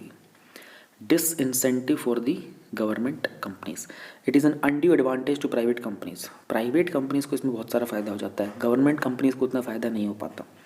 आईपी के कारण जो गवर्नमेंट की जो कंपनी होती है ना, ऑफन अपना जो कंप्लीट डिस्क्लोजर कर देती है, ठीक है ना। हालांकि जो प्राइवेट कंपनी है वो किसी के लिए अकाउंटेबल नहीं है, यानी कि सरकारी कंपनी को पूरा का पूरा डिस्क्लोज करना पड़ता है, डिस्क्लोजर देना पड़ता है। लेकिन किसको देना पड़ेगा? सेंट्रल कंपनी को, अपने ऊपर जो अथॉरिटी होती है उनको। प्राइवेट कंपनी को ऐसा नहीं करना पड़ता, उनके लिए सारी की सारी चीज़ें बहुत लिमिटेड होती हैं। तो ये इस तरीके से गवर्नमेंट कंपनीज़ का एक नुकसान भी हो जाता है। There is a concern regarding the commercial confidentiality. PSUs feel कि टू मच डिस्क्लोजर हो रहा है, जिसके कारण उनकी जो बिडिंग प्रोसेस है उसमें उनको नुकसान हो सकता है। जहाँ पर वेंडर्स होते हैं उनके पास ओपिनियन होता, उनका जो ये ओपिनियन होता है कि पीएसयूज हैं वो डिस्क्लोज नहीं करते सारी इन्फॉर्मेशन, ठीक है, आरटीआई के मुताबिक। ये समस्या आ जाती है। अब यहाँ पर फिर से वही बता रहे हैं कि कमर्शियल कॉन्फिडेंशियलिटी को लेकर के अभी 2 पॉइंट है ना, दोनों में बहुत सारी सिमिलैरिटीज़ हैं। लेकिन बस फ़र्क यहाँ पर है कि ऊपर वाली में बोल रहे थे कि गवर्नमेंट की कंपनीज़ को नुकसान होता है, नीचे वाली में बोलते हैं कि वेंडर्स जो है वो बार बार बोलते रहते हैं कि पीएसयूज जो है वो आरटीआई का पालन नहीं कर रही। अब आप लोग समझ रहे हो कि आरटीआई का क्या रोल आ गया। देखो, अगर कोई वेंडर होता है, किसी कंपनी के साथ कुछ डील करना चाहते हैं ना, तो ये लोग क्या करते हैं, आरटीआई फाइल कर देते हैं उस कंपनी के बारे में इन्फॉर्मेशन लेने के लिए। तो आरटीआई के तहत उनको बहुत सारी इन्फॉर्मेशन मिल जाती हैगी, तब जाकर वो बिडिंग करने के लिए जाते हैं कि ठीक है भाई, पीएसयूज से हम लोगों को बिना पूछे बिडिंग के प्रोसेस में पहले ही हमने आरटीआई से, गवर्नमेंट से इन्फॉर्मेशन निकाल ली कि भाई इनको कितना सामान देना है, कितना इनका पहले खर्चा हुआ है, उसके अकॉर्डिंगली। आईईएम्स जो होते हैं, ये आईईएम जो ये नए हैं आईपी के लिए, ठीक है, इनका कोई एक्सपीरियंस नहीं है ये अपने फंक्शन को कैसे परफॉर्म किया जाए इंटीग्रिटी पैक्ट को लेकर। वे अहेड क्या किया जाना चाहिए? Avoid the duplication in grievance redressal. Grievance मतलब शिकायत, रिड्रेसल मतलब निवारण। अब शिकायत निवारण के लिए जो डुप्लीकेशन का प्रोसेस हम लोगों ने ऊपर डिस्कस किया अभी अभी, वो कह रहे हैं कि ऐसे प्रोसेस को अवॉइड किया जाए। तो आईईएम के पास केस लेकर के जाना ज़्यादा बेटर है रादर देन केस को कोर्ट के पास लेकर के जाना, ठीक है, जो कि अपने आप में एक बहुत ही कॉस्टली अफेयर हो जाएगा। आईईएम का जो प्रोसेस है ना, ये बहुत ही क्विक प्रोसेस है, ठीक है। तो रिकैलिब्रेट करेंगे हम role of IEM. Recalibrate work करने का मतलब होता है चीज़ों को एक तरीके से रीसेट कर देना, एक तरीके से रीसेट कर देना। जनरली आपका जो फ़ोन होता है ना, उसके अंदर जो कंपास होता है, आप सबके फ़ोन में कंपास होता है। कभी कभी आप फ़ोन के कंपास की ऐप को चेक करते हो तो फ़ोन बोलता है आपको कि रिकैलिब्रेट करो, तो वो क्या करता है, आपको इंस्ट्रक्शन देता है कि अपने फ़ोन को ऐसे इन्फिनिटी इस तरीके की शेप में घुमाओ हाथ में पकड़ के। आप क्या कर रहे हो, तो फ़ोन को रिकैलिब्रेट कर रहे हो। तो फ़ोन के अंदर जो मैग्नेटिक कंपास होता है वो क्या कर रहा होता है, दोबारा से उन डायरेक्शन को, अर्थ के मैग्नेटिज्म को दोबारा से रीड कर रहा होता है। तो ये कह रहा है आईईएम का जो रोल है उसको रिकैलिब्रेट करो। Despite IP being place, IP जो कब से प्लेस में 2007 से, उसके बाद भी 2008 के बाद भी बहुत सारे स्कैम्स हो चुके हैं। इसके कारण हमको ज़रूरत है कि जो आईईएम का रोल है हम उसको दोबारा से स्ट्रेंथन करें, ठीक है। आईईएम के पास एक प्रोएक्टिव स्ट्रेटजी होनी चाहिए, ठीक है। इंस्टेड ऑफ वेटिंग कि जब तक उनके पास कंप्लेन आए, उनके वो खुद उस तरीके की सिचुएशन को ऑब्जर्व करना चाहिए, खुद उसके ऊपर एक प्रोएक्टिव मतलब ज़रूरी नहीं कि आपको कोई कंप्लेन करने आए, आप खुद उसके ऊपर एक्टिवली काम करो। गवर्नमेंट और सिविल सोसाइटी को मैनेज करना चाहिए। उनका आईईएम के अंदर जो बॉडी हो उसमें किस किस इंसान का सिलेक्शन करना है, वो गवर्नमेंट और सिविल सोसाइटी को ध्यान से मैनेज करना चाहिए। और आईईएम्स जो है म्यूचुअली अपने एक्सपीरियंस शेयर करें, अपने केसेस के बारे में बताएं कि भाई हम लोगों ने इस केस पे काम किया, दूसरी टीम को बताएं आप वहाँ पे ऐसे कर सकते हो, सर्कमस्टांसेस ऐसे हों तो। मैनी ये टाइम जो आईईएम्स होते हैं ये डिफरेंट सिटीज़ में लोकेटेड होते हैं, तो उसमें डिले को अवॉइड करने के लिए पीएसयू को जाना चाहिए टेली कॉन्फ्रेंसिंग के मेथड से। आईईएम्स जो है should not only be monitoring tenders और बिड्स, बल्कि इनको काम एग्जीक्यूट कैसे हो रहा है। ऐसा नहीं कि आप सिर्फ जो नीलामी वगैरह हो रही थी, बिडिंग हो रही थी, सिर्फ उस प्रोसेस को देखो, नहीं, काम का एग्जीक्यूशन क्या प्रोसेस है उस पर भी आप नज़र मारो, तो आपके लिए क्या होगा, आईईएम के लिए केस को सुलझाना आसान हो जाएगा। There should be procedure for the removal of IEMs lacking ethical competence. हाँ, ये भी नहीं, अब इन्होंने वे एड में ये बताया कि अभी प्रॉब्लम में काउंट होना चाहिए था ऊपर, लेकिन हम लोगों ने मेंशन नहीं किया, पर वे एड में बोल रहे हैं हम, तो मतलब कि प्रॉब्लम में भी ऐड हो सकता है कि आईईएम अगर एथिकली काम नहीं कर रही है, कॉम्पिटेंस में नहीं है, तो उसको रिमूव करने का भी कोई प्रोसीजर हमारे पास होना चाहिए। टाइम लिमिट होनी चाहिए ग्रीवेंस को एड्रेस करने के लिए, ठीक है ना। जो भी कंप्लेन फाइल की गई है सीडब्ल्यूसी के पास, इनको एड्रेस किया जाना चाहिए 3 महीनों के अंदर अंदर। आईपी का हमको यूनिवर्सलाइजेशन करना चाहिए। जो भी पब्लिक और प्राइवेट एंटरप्राइजेज है सबको इंटीग्रिटी पैक्ट को अडॉप्ट कर लेना चाहिए। इससे क्या होगा, सबके पास एक लेवल प्लेइंग फील्ड आ जाएगा, ठीक है। कोई भी प्राइवेट कंपनीज इसका अनफेयर एडवांटेज नहीं उठा पाएंगी। एथिकल कॉम्पिटेंस डेवलप ही कर देना चाहिए, ठीक है। लोगों को इसकी वैल्यूज़ और मॉरल्स के बारे में सिखाना चाहिए। कंक्लूजन, इंडिया जो है इसको कंसिडर किया जाता है कि मोस्ट करप्ट कंट्रीज़ में है वर्ल्ड के, ठीक है। इंडिया की रैंकिंग जो है 80th पोजीशन पे अमंग 180 जो टेरिटरीज़ है करप्शन परसेप्शन इंडेक्स की 2020 की। एक रीवाइटलाइज इंटीग्रिटी पैक्ट इसमें बहुत ज़्यादा हेल्प कर सकता है, ये इंश्योर करने के लिए कि कोई भी करप्शन के कारण अपने राइट्स को ना खोए। ठीक है, अब ये एक ऐसी चीज़ है जिसको बहुत ग्रेट लेवल के ऊपर हम लोगों को इम्प्लीमेंट करने की ज़रूरत है। तो क्या हम इसको कर पा रहे हैं? नहीं, अभी तक हम नहीं कर पा रहे, इसलिए हम लोगों ने बोला कि इसका यूनिवर्सलाइजेशन बहुत ज़्यादा ज़रूरी है। लोगों को पता होगा कि ऐसा प्रोसेस एग्जिस्ट करता है तो उसका कोई फ़ायदा उठाया जाएगा ना, लोगों को पता ही नहीं है। चलो 3 हो गए ना टॉपिक। अच्छा, ये 1.5 नहीं, इन्होंने नंबरिंग गलत कर दी है। ठीक है, ये जो नेक्स्ट टॉपिक है हमारा, ये नंबरिंग थोड़ी गलत हो गई है, लेकिन ये 1.4 आएगा। तो हम लोग 1.2, 3 और 1.1 इन तीनों के एक बार मैं आप लोगों को माइंड मैप दिखा देता हूँ। ठीक है, ताकि आप लोगों को अंडरस्टैंडिंग में आसानी हो कि रिवीजन अगर करना हो ऐसे टॉपिक्स का तो आसान तरीक़ों से कैसे किया जाता है। देखो, हमारा पहला टॉपिक था इलेक्शंस ड्यूरिंग कोविड टाइम्स। अब माइंड मैप बनाने का सबसे अच्छा बेनिफिट क्या होता है ना, और क्यों माइंड मैप्स को इतना यूज़ किया जाता है, उसका सिंपल सा रीज़न ये होता है, इनका जो स्ट्रक्चर होता है ना, ये बहुत हद तक हमारे न्यूरॉन्स को, हमारा जो न्यूरोलॉजिकल स्ट्रक्चर होता है ना, उसको रेप्लिकेट करता है। तो हमारे जो न्यूरॉन्स होते हैं, अगर हम इसको इस तरीके से याद रखने की कोशिश करेंगे तो हमारे ये ब्रेन के अंदर बहुत ईजिली रिटेन करेंगे। अब इलेक्शंस ड्यूरिंग के अंदर हम लोगों ने कुछ बेसिक चीज़ें समझी थी। अब इसमें हम लोग पूरा डिटेल में नहीं लिखते हैं, हम लोग क्या करते हैं, यहाँ पे कीवर्ड्स लिख लेते हैं, और हमको याद ही क्या करने होते हैं, कीवर्ड्स। जैसे कि कोविड-19 और इलेक्शंस के बारे में जब हम बात करते हैं तो पॉलिटिकल रिस्क होता है, रेपुटेशनल रिस्क होता है, फाइनेंशियल रिस्क होता है, ऑपरेशनल रिस्क होता है और लीगल रिस्क होता है। ये सारे के सारे हम लोगों ने डिटेल में पढ़े थे, लेकिन क्या मुझे यहाँ लिखने की ज़रूरत है सारे सेंटेंसेस? नहीं, मैं बस इनको पढ़ूंगा और मैं इनसे रिकॉल करूँगा। मेरा रिवीजन ये होगा कि मैं पॉलिटिकल में क्या कुछ बातें कर रहा था, और उसके बाद में मैं रेपुटेशनल में क्या बातें कर रहा था, मैं ऑपरेशनल में क्या बातें कर रहा था। सेम चीज़ मैं लिखूंगा यहाँ पर कि हम लोगों को चैलेंजेस क्या कुछ फेस करने पड़ते हैं। जैसे कि कैंपेनिंग में हमको इशू आता है, पोलिंग स्टेशन का था और EMBs का था, इफेक्ट था टर्नआउट के ऊपर। ठीक है, इम्पेडिमेंट्स होते हैं ट्रांसपेरेंसी को लेकर के, and many more things like this. तो इस तरीके से हम लोग अपना जो ये माइंड मैप होता है इसको स्टडी करते हुए चलते हैं। ये होता है रिवीजन का सबसे अच्छा तरीका। फिर हम लोगों ने बात की थी कि बेस्ट प्रैक्टिसेस क्या थी। अब डिफरेंट कलर होने के कारण क्या होता है, फोटोग्राफिक मेमोरी स्टोर होने में बहुत हेल्प मिल जाती है। तो बेस्ट प्रैक्टिसेस में हम लोगों ने इंटरनेशनल लेवल पे 2 कंट्रीज़ के बारे में बात की थी, न्यूजीलैंड और साउथ कोरिया को लेकर के। न्यूजीलैंड में proxy voting, postal voting, telephone dictation, mobile ballot होता है। साउथ कोरिया ने पोस्टल वोटिंग पे बात की, अर्ली वोटिंग के ऊपर बात की थी। ठीक है, ये कुछ चीज़ें होती हैं। और उसके बाद हम लोगों ने बात की थी कि मेजर्स क्या लिए जा सकते हैं। ठीक है, और बिहार को लेकर के इलेक्शन कमीशन ऑफ इंडिया ने क्या कुछ मेजर्स लिए थे। ठीक है, तो पॉलिटिकल कंसेंसस होना चाहिए सस्टेनिंग डिसीजंस में, स्पेशल वोटिंग अवेयरनेस, अडॉप्ट करें ऐसे मेजर्स जो रिड्यूस करेंगे risk of contagion, voter education. Bihar के अंदर पेशेंट्स को अलाउ किया गया था, नंबर ऑफ वोटर्स पर बूथ रेस्ट्रिक्टेड थे, पोस्टल बैलेट फैसिलिटी प्रोवाइड की गई थी, नॉमिनेशन फॉर्म्स बनाए गए थे, अवेलेबल थे ऑनलाइन, रेस्ट्रिक्शंस थी डोर टू डोर कैंपेनिंग के ऊपर। ये सारी चीज़ें हम लोग कर सकते हैं माइंड मैप के थ्रू। एग्जैक्टली ऐसे ही हमारा डेटा गवर्नेंस क्वालिटी इंडेक्स का है, उसमें DGQI के बारे में, फिर रोल क्या होता है डेटा का गवर्नेंस में, चैलेंजेस क्या होते हैं, यूटिलिटी क्या होती है डेटा की गवर्नेंस में, वे अहेड क्या हो सकता है, कंक्लूजन। माइंड मैप्स में मैंने कंक्लूजन सारा फुल एग्जैक्टली वही कॉपी पेस्ट किया है। उसका रीज़न ये होता है, कंक्लूजन वाला पार्ट ना हमको याद करना पड़ेगा पूरा, क्योंकि इनके कंक्लूजन बड़े अच्छे आते हैं विजन के। तो एक स्पेसिफिक रीज़न को ध्यान में रखते हुए कि इनके कंक्लूजन बहुत अच्छे होते हैं, मैंने सारे के सारे कंक्लूजन्स जो है माइंड मैप में आपके एज इट इज़ रखेंगे। आप ऐसे 15-20 बार रीड करोगे ना तो आपको कंक्लूजन बनाने आ जाएंगे।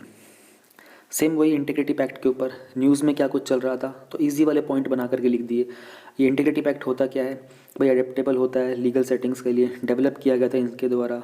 ठीक है, लीगल डॉक्यूमेंट होता है, राइट्स और ऑब्लिगेशन बताता है, अनइम्पिचेबल इंटीग्रिटी होती है IAM की। ठीक है, 3 प्लेयर्स IP की हमने बात की थी अभी, principal, vendor, IAM।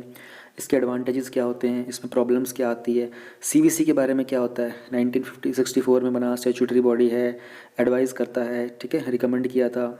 Way ahead क्या हो सकता है हमारा, अवॉइड करें duplication, recalibrate the role of IAMs need to adopt फलाना फलाना, develop ethical competence, universalisation of IP। Conclusion मैंने यहाँ पर भी डिटेल में किया।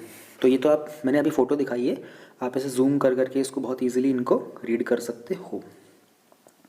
ठीक है, तो यहाँ पर मैं थोड़ा सा एग्जांपल आपको लोगों को दिया। कंक्लूजन मैंने सब में डिटेल में लिखा है, यहाँ से वे ऐड अपना बना दोगे। अब आप इसको एक बार देखो, अपने माइंड में स्ट्रक्चर बनाने की कोशिश करो कि ठीक है, पहले न्यूज़ के बारे में था, फिर अबाउट था, फिर 3 प्लेयर्स थे, फिर एडवांटेजेस, फिर प्रॉब्लम्स, फिर मेरा CVC क्या होता है, फिर मेरा वे ऐड है, और फिर मेरा कंक्लूजन है। इस तरीके से आप इनको बहुत क्विकली याद कर सकते हो।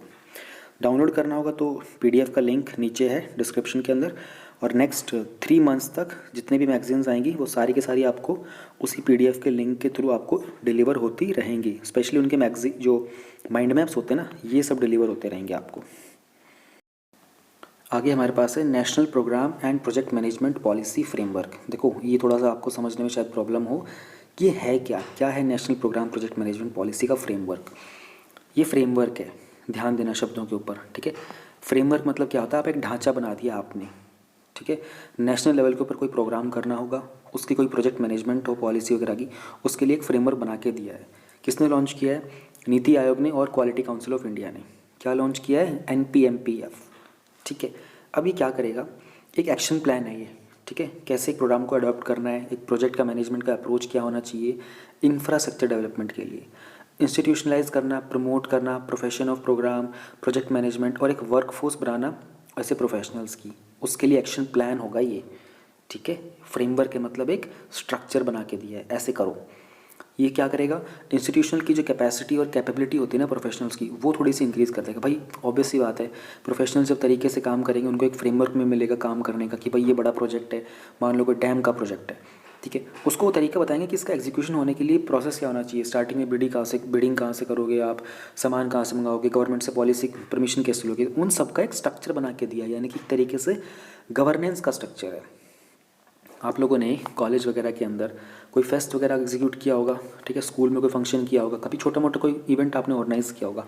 तो आप उस इवेंट को जब ऑर्गेनाइज़ कर रहे हो, वो आपके लिए प्रोजेक्ट है। आप उस प्रोजेक्ट को मैनेज कैसे कर रहे हो, कितने लोगों की टीम है, किस सेक्शन को क्या काम बताया गया है, ठीक है। ये सब जो करते हो आप, यही सब कुछ होता है हमारे इस प्रोग्राम के अंदर। ये एक एक्शन प्लान है। एनवाइसेज रेडिकल रिफॉर्म्स, ठीक है। जिस तरीके से हमारे जो इंफ्रास्ट्रक्चर के प्रोजेक्ट्स एग्जीक्यूट किए जाते हैं ना, उसके लिए अपने आप में एक बहुत बड़ा रिफॉर्म लेके आएगा ये हमको हेल्प करेगा अच्छे क्वालिटी के इंफ्रास्ट्रक्चर बनाने में, रोबस्ट गवर्नेंस में, और जो हमारी कॉस्ट होती है उन सबको रिड्यूस करने में, वेस्ट मटेरियल को जो वेस्ट मटेरियल होता है उन सबको लेकर, without compromising on environment and ecology. ये बड़ा अच्छा पॉइंट है।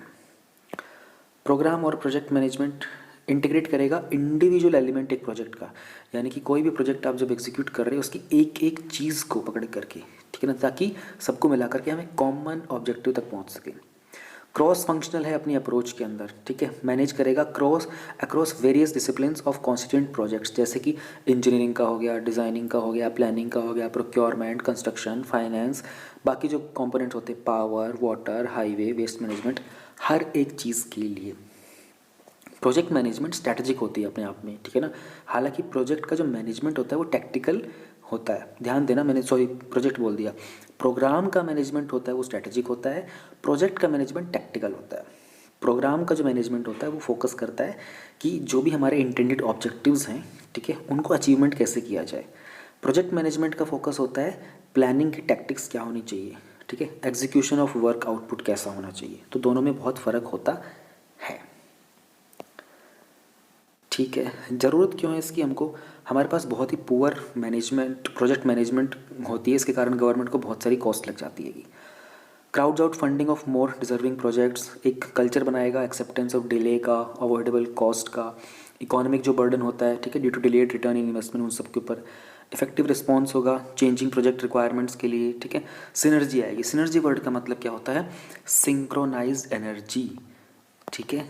सिंक्रोनाइज एनर्जी, आपका सबके पास फ़ोन है, फ़ोन में जीमेल होगा, ठीक है। जीमेल के अंदर क्या होता है? एक सिंक्रोनाइजिंग फीचर होता है। सिंक्रोनाइज का मतलब क्या करता है? उस ईमेल आईडी आपके फ़ोन में जिस भी दूसरी ऐप में है उन सब के अंदर वो लेटेस्ट इन्फॉर्मेशन अपडेट कर देता है। तो यहाँ पर ही क्या करेंगे, जिस भी प्रोजेक्ट के अंदर जो भी एनर्जी होगी उस एनर्जी को सभी दूसरे प्रोजेक्ट्स के अंदर अपडेट कर देगा। कॉमन लैंग्वेज होगा, कॉम्प्लेक्स प्रोग्राम के इनिशिएटिव जैसे Sagarmala, Bharatmala, smart city mission, सबको अगर आप एक अच्छे फ्रेमवर्क से काम करोगे तो सारे के सारे आपस में क्या हो जाएंगे? इंटीग्रेट। इट इज़ एस्टिमेटेड कि जो अप्रॉक्स हम लोग 2040 तक इंफ्रास्ट्रक्चर के सेक्टर के अंदर हम लोग 304 लाख करोड़ रुपए का इन्वेस्टमेंट करने वाले हैं। इतना बड़ा अमाउंट आने वाले अगले 30 सालों के अंदर, 20 सालों के अंदर। तो उसके लिए बहुत अच्छे फ्रेमवर्क की रिक्वायरमेंट हमको होने ही वाली है। आगे है पॉइंट कि ये प्रोवाइड करेगा एक कोहेरेंट एग्जीक्यूशन अप्रोच। अब कोहेरेंट वर्ड का मतलब समझ के तो आपको आगे वाली सारी चीज़ें समझ में आ जाएगी। कोहेरेंट वर्ड का मतलब होता है समथिंग, सम आइडिया और सम प्लान जो इजी टू अंडरस्टैंड हो, ठीक है। तो इसकी जो एग्जीक्यूशन अप्रोच होगी वो बहुत ही ईजी टू अंडरस्टैंड होगी, जिसके कारण पोर्टफोलियोज जो होते हैं प्रोजेक्ट्स के और उनके जो कंपोनेंट होते हैं स्ट्रेटेजिक डिसिप्लिन्स के, उन सब के अंदर एक क्रूशियल लिंक बन जाएगा। क्रूशियल मतलब एक्सट्रीमली इंपॉर्टेंट, ताकि पूरा का पूरा जो प्रोजेक्ट है उसका एग्जीक्यूशन कैसे हो जाए, बहुत ही स्मूथ तरीके से। 1.6 में है foreign contribution regulation amendment act. Foreign से अगर कोई कंट्रीब्यूशन आ रहा है, विदेश से कोई कंट्रीब्यूशन दिया जा रहा है, उसको रेगुलेट कैसे करेंगे, उस एक्ट के अंदर कोई अमेंडमेंट आया है अभी 2020 के अंदर, ठीक है। ये पास हो गया था पार्लियामेंट के अंदर, तो कुछ बैकग्राउंड देखना पड़ेगा हमको इससे पहले, वरना समझ में नहीं आएगा। सीबीआई ने अपनी रिपोर्ट में सबमिट किया था सब सुप्रीम कोर्ट के सामने, और उन्होंने कहा था कि 29 लाख रजिस्टर्ड एनजीओज़ है हमारे कंट्री के अंदर, उसमें से सिर्फ 10%, उन्होंने कहा था कि 10% से भी लेस, ठीक है, अक्रॉस द कंट्री अपनी एनुअल इनकम फाइल करते हैं, ठीक है। और अपना नॉट जस्ट इनकम, अपना एक्सपेंडिचर भी फाइल नहीं करते इतने ज़्यादा। ऑल्सो एक आईबी की भी एक रिपोर्ट गई थी फॉरेन एडिड एनजीओज़ की, कि they are actively stalling the development projects. तो अब ये जो कुछ एनजीओज़ है जिनके कारण डेवलपमेंट प्रोजेक्ट्स जो हैं वो रुक जाते हैं, जिसके कारण हमारी जो जीडीपी की ग्रोथ है वो कम से कम 2 से 3% पर एनम अफेक्ट होती है। इसी को बैकड्रॉप में रखते हुए कुछ अमेंडमेंट्स लाए गए थे एफसीआरए के अंदर। एफसीआरए हम लोगों ने पढ़ लिया फॉरेन कंट्रीब्यूशन रेगुलेशन एक्ट में, ताकि ये जो एनजीओज़ होते हैं इनको रेगुलेट किया जाए, इनको ज़्यादा अकाउंटेबल और ट्रांसपेरेंट बनाया जाए, रिलीजियस कन्वर्जन्स को रोका जाए, ठीक है। बहुत सारी ऐसी एनजीओज़ होती है जहाँ पर स्पेशली इस चीज़ के अंदर बहुत सारे एनजीओज़ एक्चुअली पकड़े भी गए हैं, आप लोग न्यूज़ सुनते ही रहते हो, आप लोगों ने देखा ही होगा। क्रिश्चियन मिशनरीज़ जो होते हैं उनके अंदर बहुत सारे लोगों को फ़ॉरेन से पैसा आता है कि लोगों को कन्वर्ट किया जाए क्रिश्चियन, एज अ क्रिश्चियन। तो इसमें तो बहुत सारे केसेस भी बन चुके हैं ऑलरेडी। तो इनकी फंडिंग जो होती है फ़ॉरेन से आती हैगी। और इंश्योर करें कि जो फॉरेन मनी है वो किसी भी नेशनल इंटरेस्ट के अगेंस्ट यूज़ नहीं किया जा रहा, या फिर किसी नेशनल एंटी नेशनल एक्टिविटी के लिए। ये जो बिल है ये अमेंड करेगा 2010 का जो एफसीआर है, तो उसको इस एक्ट में हम लोग रेगुलेट करते थे कि जो भी फॉरेन कंट्रीब्यूशन आएगा, इंडिविजुअल कोई कर रहा हो, दो विदेश से कोई कंट्रीब्यूट कर रहा हो पैसा, इंडिविजुअल हो, कोई एसोसिएशन हो, कोई कंपनी हो, उन सबका यूटिलाइजेशन कैसे हो रहा है। फॉरेन कंट्रीब्यूशन जो होता है ये डोनेशन या फिर ट्रांसफ़र में होता है, किसी भी करेंसी में, सिक्योरिटी में, आर्टिकल में, बाय फॉरेन सोर्स। तो इस अमेंडमेंट के कुछ प्रोविजंस हम लोग देख लेते हैं, यानी कि हम लोग कुछ पुरानी बातें करेंगे, फिर हम लोग बात करेंगे कि नए अमेंडमेंट में क्या ऐड किया गया है। प्रोहिबिशन है to accept foreign contribution under the act. Election candidates, editor, publisher, किसी भी न्यूज़पेपर का, जज, गवर्नमेंट के servants, member of any legislature यानी कि एमपी, एमएलए, ये सब प्रोहिबिटेड हैं। ये किसी भी तरीके का फॉरेन कंट्रीब्यूशन एक्सेप्ट नहीं कर सकते। अभी जो अमेंडमेंट हुआ है उन्होंने क्या किया, पब्लिक सर्वेंट्स को इस लिस्ट में ऐड कर दिया। पब्लिक सर्वेंट मतलब कोई भी वो इंसान जो सर्विस में है गवर्नमेंट की, ठीक है, और वो रेम्यूनरेटिव लेता है, यानी कि पैसा लेता है सरकार से और अपनी पब्लिक ड्यूटी करता है, वो भी किसी भी तरीके का फॉरेन कंट्रीब्यूशन एक्सेप्ट नहीं करेगा। ट्रांसफ़र की अगर हम बात करते हैं, इस एक्ट के अंदर कोई भी फॉरेन कंट्रीब्यूशन होता है उसको आप किसी और पर्सन को ट्रांसफ़र नहीं कर सकते अनलेस वो पर्सन रजिस्टर्ड है फॉरेन कंट्रीब्यूशन को एक्सेप्ट करने के लिए, यानी कि आपकी एनजीओ में आया है, आप ही यूज़ करोगे, किसी और को नहीं दे सकते। इस अमेंडमेंट ने प्रोहिबिट कर दिया है कि जो ट्रांसफ़र है फॉरेन कंट्रीब्यूशन का टू एनी अदर पर्सन। अब ये इसमें चेंज क्या किया है इन्होंने पता नहीं। आधार, पासपोर्ट और ओसीआई कार्ड था रजिस्ट्रेशन के लिए, ठीक है। अमेंडमेंट ने ऐड कर दिया है कि कोई भी पर्सन जो प्रायर परमिशन लेगा रजिस्ट्रेशन के लिए उसको अपना आधार नंबर देना पड़ेगा सभी ऑफिस बियरर्स को, डायरेक्टर्स को। इन केस कोई फॉरेनर है वो अपनी कॉपी प्रोवाइड करेगा पासपोर्ट की, और या फिर उसका जो ओसीआई कार्ड होता है उसके लिए। एफसीआरए का जो अकाउंट है, अमेंडमेंट ने ये स्टेट किया कि जो फॉरेन कंट्रीब्यूशन है ये रिसीव किया जाएगा ओनली उस अकाउंट में जिसको डेजिग्नेट किया गया है कि वो एफसीआरए अकाउंट है। एनजीओज़ होते हैं ना, इनके कुछ अकाउंट होते हैं, उसको उसमें एफसीआरए का भी एक टैग लगवाना पड़ता है बैंक वगैरह के थ्रू, या फिर तो जो ब्रांचेस होती हैं एसबीआई की न्यू दिल्ली के अंदर, वो नोटिफाई करेंगे कि भाई ये जो अकाउंट है ये एफसीआरए अकाउंट है या नहीं। कोई भी फंड होगा other than foreign contribution receive किया जाएगा, डिपॉजिट किया जाएगा इस अकाउंट के अंदर। मतलब वही कह रहे हैं कि इस अकाउंट के अंदर फॉरेन कंट्रीब्यूशन के अलावा कोई दूसरा जो फंड होगा वो रिसीव नहीं करना है। द पर्सन में फर्दर में ओपन अनदर एफसीआरए अकाउंट, किसी भी शेड्यूल बैंक के अंदर अपना दूसरा अकाउंट ऐड कर सकता है of their choice for keeping और यूटिलाइजिंग द रिसीव्ड कंट्रीब्यूशन, ठीक है, इसमें तो कोई दिक्कत नहीं है। आगे है restriction in the utilisation of foreign contribution. इस एक्ट के अंदर अगर किसी भी पर्सन को जो कि फॉरेन कंट्रीब्यूशन एक्सेप्ट करता है उसे गिल्टी पाया गया कि वो इस एक्ट के प्रोविजंस को वायलेट कर रहा है, तो जो अनयूटिलाइज फॉरेन कंट्रीब्यूशन था उसको यूटिलाइज़ किया जाएगा बाद में, सिर्फ सेंट्रल गवर्नमेंट के अप्रूवल के बाद। अभी जो अमेंडमेंट हुआ है उन्होंने ऐड कर दिया कि गवर्नमेंट रेस्ट्रिक्ट कर देगी उसका यूजेज जो भी अनयूटिलाइज्ड फॉरेन कंट्रीब्यूशन बच गया है। Renewal of licence under the act, हर एक पर्सन जिसको एक सर्टिफिकेट ऑफ रजिस्ट्रेशन दिया जाता है उसको रिन्यू करना पड़ता है certificate with in 6 months of expiration. Amendment ने ऐड कर दिया है गवर्नमेंट एक इंक्वायरी कंडक्ट करेगी उसको रिन्यू करने से पहले, ये इंश्योर करने के लिए कि उस इंसान ने सारी की सारी कंडीशंस को जो एक्ट में स्पेसिफाइड है उनको फुलफिल किया है या नहीं। Reduction in the use of foreign contribution for administrative purposes, पहले ये था कि जितना पैसा आएगा उसमें से आप 50% से ज़्यादा एडमिनिस्ट्रेटिव पर्पज़ के लिए यूज़ नहीं कर सकते, जिस पर्पज़ के लिए आया है उसी पर्पज़ के लिए यूज़ करोगे। अब उसको 50% से कम कर दिया है कि जितना पैसा है, मान लो 100 रुपये आए हैं तो पहले ये था कि 50% अपना 50 रुपये अपने एडमिनिस्ट्रेटिव पर्पज़ के लिए यूज़ कर लोगे। अब कह रहे हैं कि नहीं, सिर्फ अपने लिए 20% यूज़ कर सकते हो, बाकी आप जिस पर्पज़ के लिए आया है उसी के लिए करोगे। रजिस्ट्रेशन का सस्पेंशन, इस एक्ट के अंदर गवर्नमेंट सस्पेंड कर सकती है आपका registration for a period not exceeding 180 days, 180 days तक के लिए सस्पेंड कर सकती है। अमेंडमेंट ने कहा है कि जो सस्पेंशन है वो 180 डेज़ से भी ज़्यादा हो सकता है।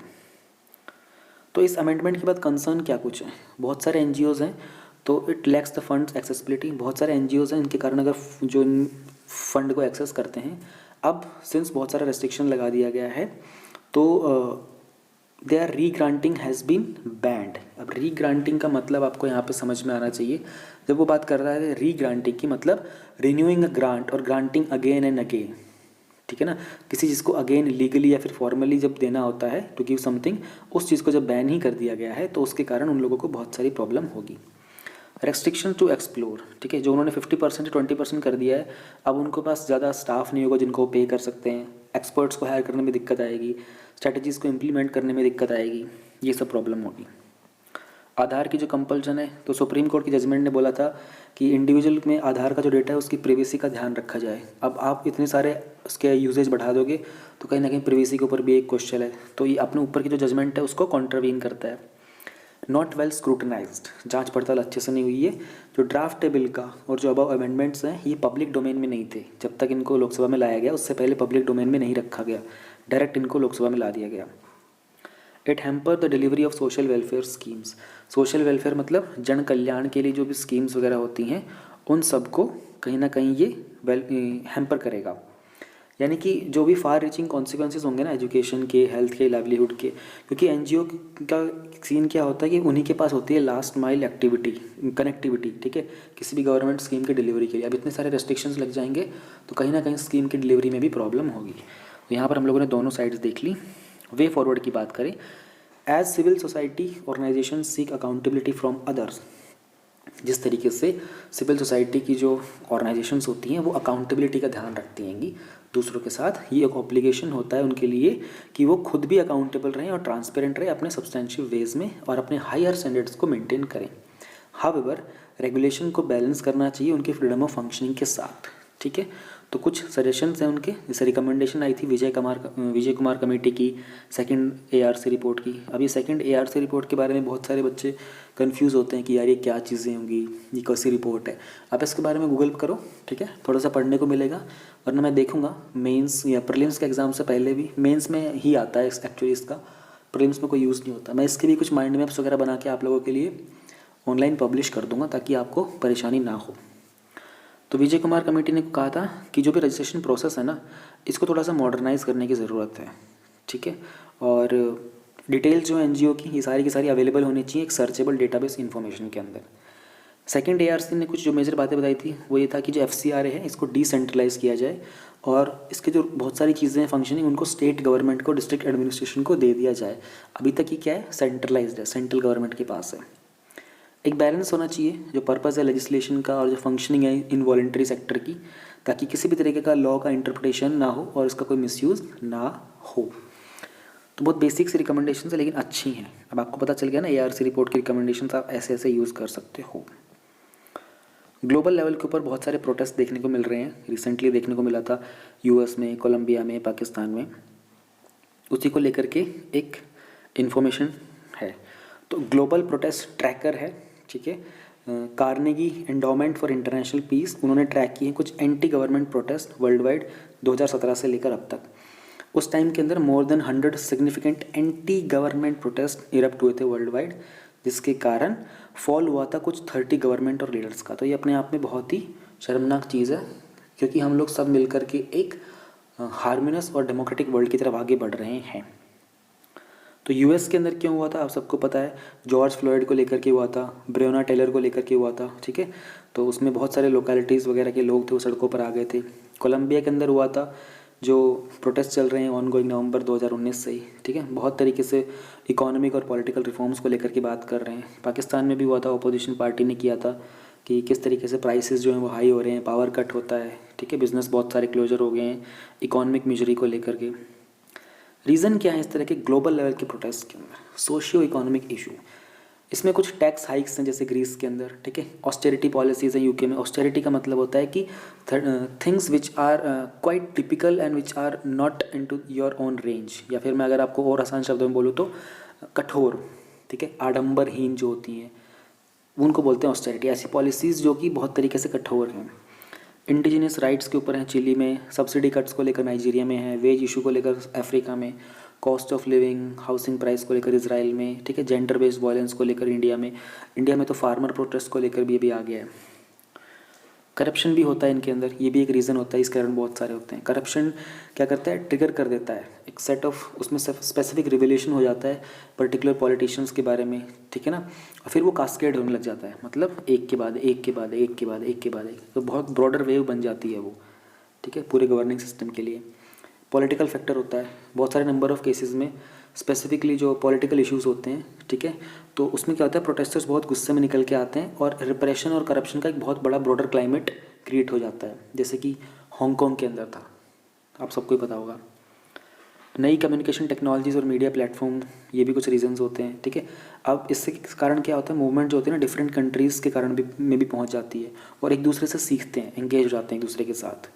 जो leaderless pro democracy protest movement है थाईलैंड के अंदर, वो कनेक्टेड है उन ग्रुप्स के ऊपर जो सिमिलर एफर्ट्स कर रहे हैं हांगकांग के अंदर। तो अब दो कंट्रीज़ कैसे हो गए, नई कम्युनिकेशन टेक्नोलॉजी के कारण कनेक्ट हो गए, एंगेज हो गए। Growth of civil society organisations, इसमें हम अगर बात करते हैं अराउंड द ग्लोब पास्ट 2 और 3 डेकेड्स में, specially in those parts of the developing and farmer communist world जहाँ पर सिविल सोसाइटी प्रीवियसली बहुत वीक थी, तो सिविल सोसाइटी ऑर्गेनाइजेशंस की जहाँ जहाँ पर ग्रोथ हो रही है वहाँ पर प्रोटेस्ट देखने को मिल रहे हैं। अब कम्युनिस्ट वर्ल्ड यानी कि चाइना हो गया, इसके आसपास की छोटी मोटी और कंट्रीज़ हो गई, ऊपर रशिया को भी आप कंसिडर कर लो, इन कंट्रीज़ के अंदर क्या होता है, प्रॉब्लम होती है। तो जहाँ पर सिविल सोसाइटी उठेंगी, अब ऑब्वियसली बात है वो लोग ये क्रांति तो लेकर आएंगे, प्रोटेस्ट के कारण ही तो चेंज करेंगे, रिफॉर्म लेके आएंगे। करंट वेव ऑफ प्रोटेस्ट है, इसकी कैरेक्टरिस्टिक्स क्या है, डाइवर्सिटी ऑफ प्लेसेस, ठीक है।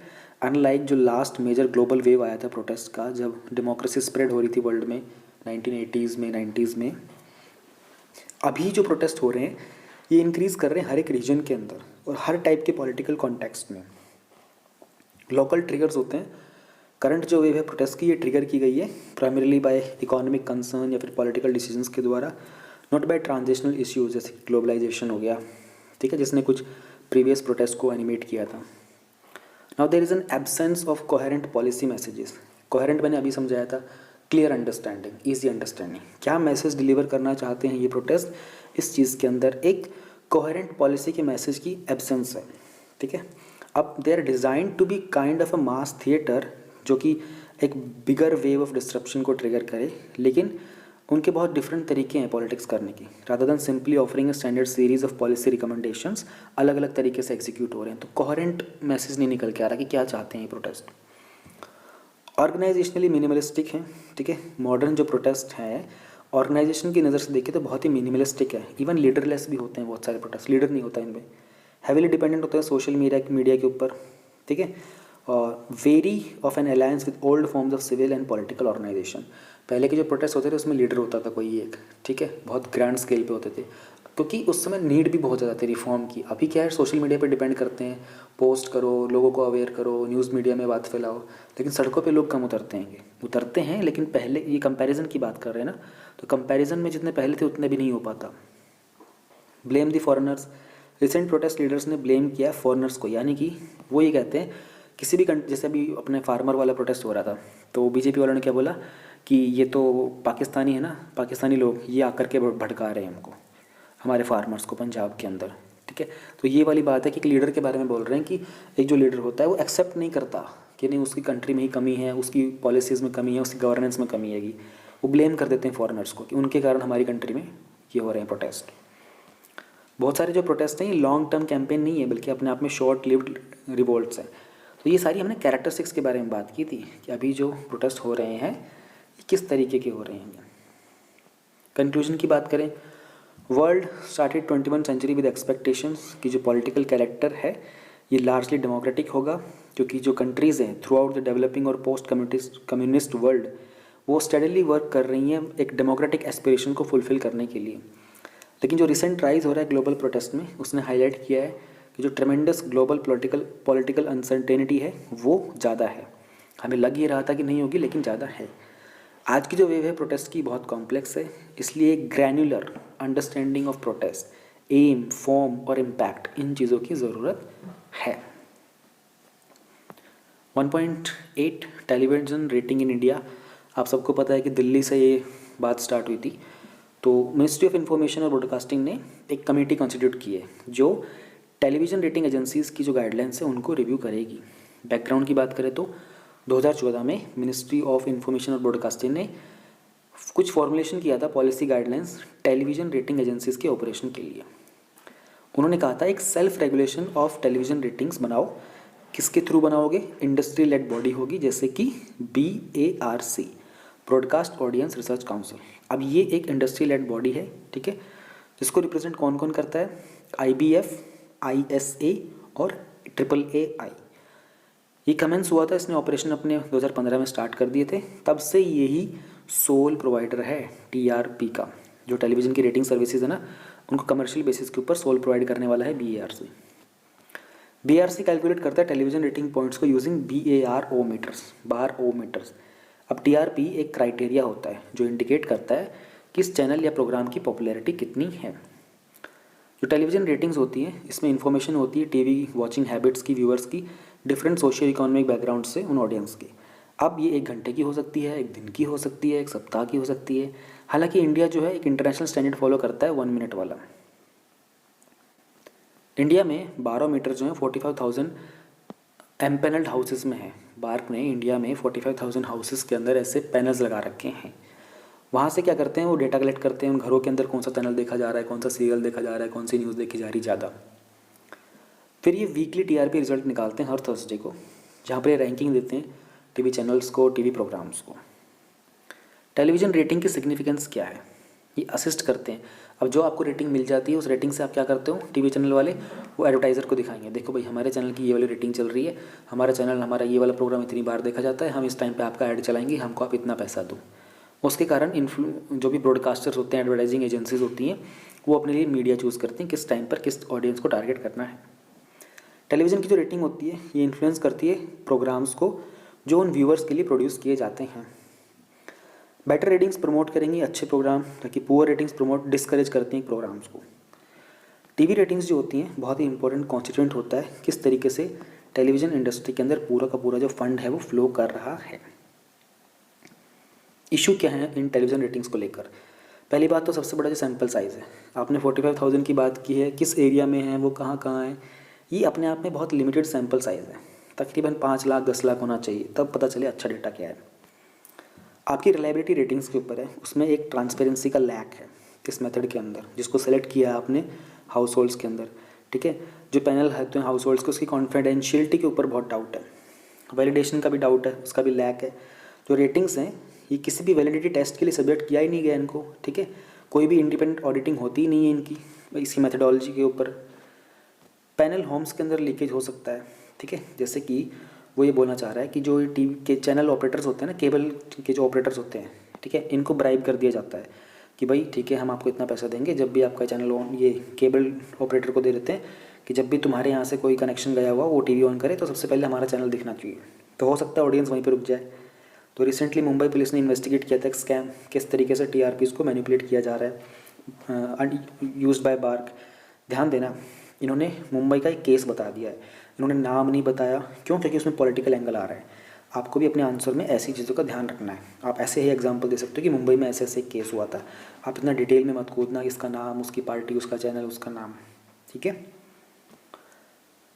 ऑनरशिप के इश्यूज़ होते हैं, बायस रेटिंग्स होती हैं, ठीक है। तो इंटरेस्टेड पार्टीज़ की प्रेजेंस के अंदर होती हैं, तो ऑनरशिप के ऊपर है कि रेटिंग एजेंसीज़ की ऑनरशिप किसके पास है, ठीक है। इनएडुकेट कंपटीशन है, या तो कंपटीशन है ही नहीं रेटिंग सर्विसेज के अंदर, है भी तो भी बहुत छोटा कंपटीशन है।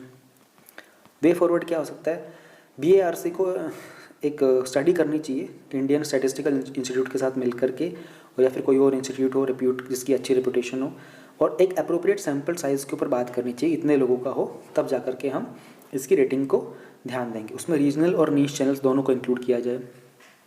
अब ज़रूरत है गवर्नमेंट को कि टेलीविज़न रेटिंग के लिए एक सिस्टम बनाया जाए प्रॉपर रेगुलेशन का, ठीक है। और वो इंडस्ट्री बॉडी होगी, वो TRAI जो ट्राई है उसको रिपोर्ट करेगी, ठीक है। जो गाइडलाइंस देगा, सर्टिफाई करेगा कि रेटिंग कैसे होनी चाहिए, इंडिपेंडेंस कैसी है, उसके साइंटिफिक बेसिस क्या होनी चाहिए, एक्यूरेसी क्या होनी चाहिए। टेक्नोलॉजी में कांस्टेंट अपग्रेड होते रहना चाहिए मेजरमेंट के डिवाइसेस के। रेटिंग एजेंसीज के पास एक प्रॉपर सिस्टम होना चाहिए कि कैसे वो सैम्पल्ड पैनल होम्स का सेफगार्ड करेंगे, कि सीक्रेसी, भाई उन घरों के अंदर वो पैनल लगा हुआ है उसकी सीक्रेसी कैसे मेंटेन करेंगे। एक ज़रूरत है कि हम प्रमोट करें टेलीविज़न रेटिंग एजेंसीज के अंदर एक अच्छा हेल्दी कंपटीशन हो, ट्रांसपेरेंसी हो, न्यूट्रलिटी हो और फेयरनेस भी हो कि किस तरीके से टीवी रेटिंग देनी है। पॉलिटी वाले सारे हो गए हैं, इतने ही थे, इजी थे, ज़्यादा कुछ टफ नहीं थे। इसके बाद हम लोग बात करते हैं इंटरनेशनल रिलेशंस के ऊपर। इंटरनेशनल रिलेशन का हमारा जो पहला टॉपिक है वो है इंडिया और सेंट्रल एशिया के बीच में एक डायलॉग हुआ था। सेकंड मीटिंग हुई है अभी, पहली मीटिंग हुई थी 2019 में ही, जनवरी के अंदर, उज़्बेकिस्तान के समरकंड में। अब जो मीटिंग हुई है उसमें फॉरेन मिनिस्टर्स मिले थे, कज़ाकिस्तान, तजिकिस्तान, तुर्कमेनिस्तान, उज़्बेकिस्तान और किर्गिज़ रिपब्लिक के।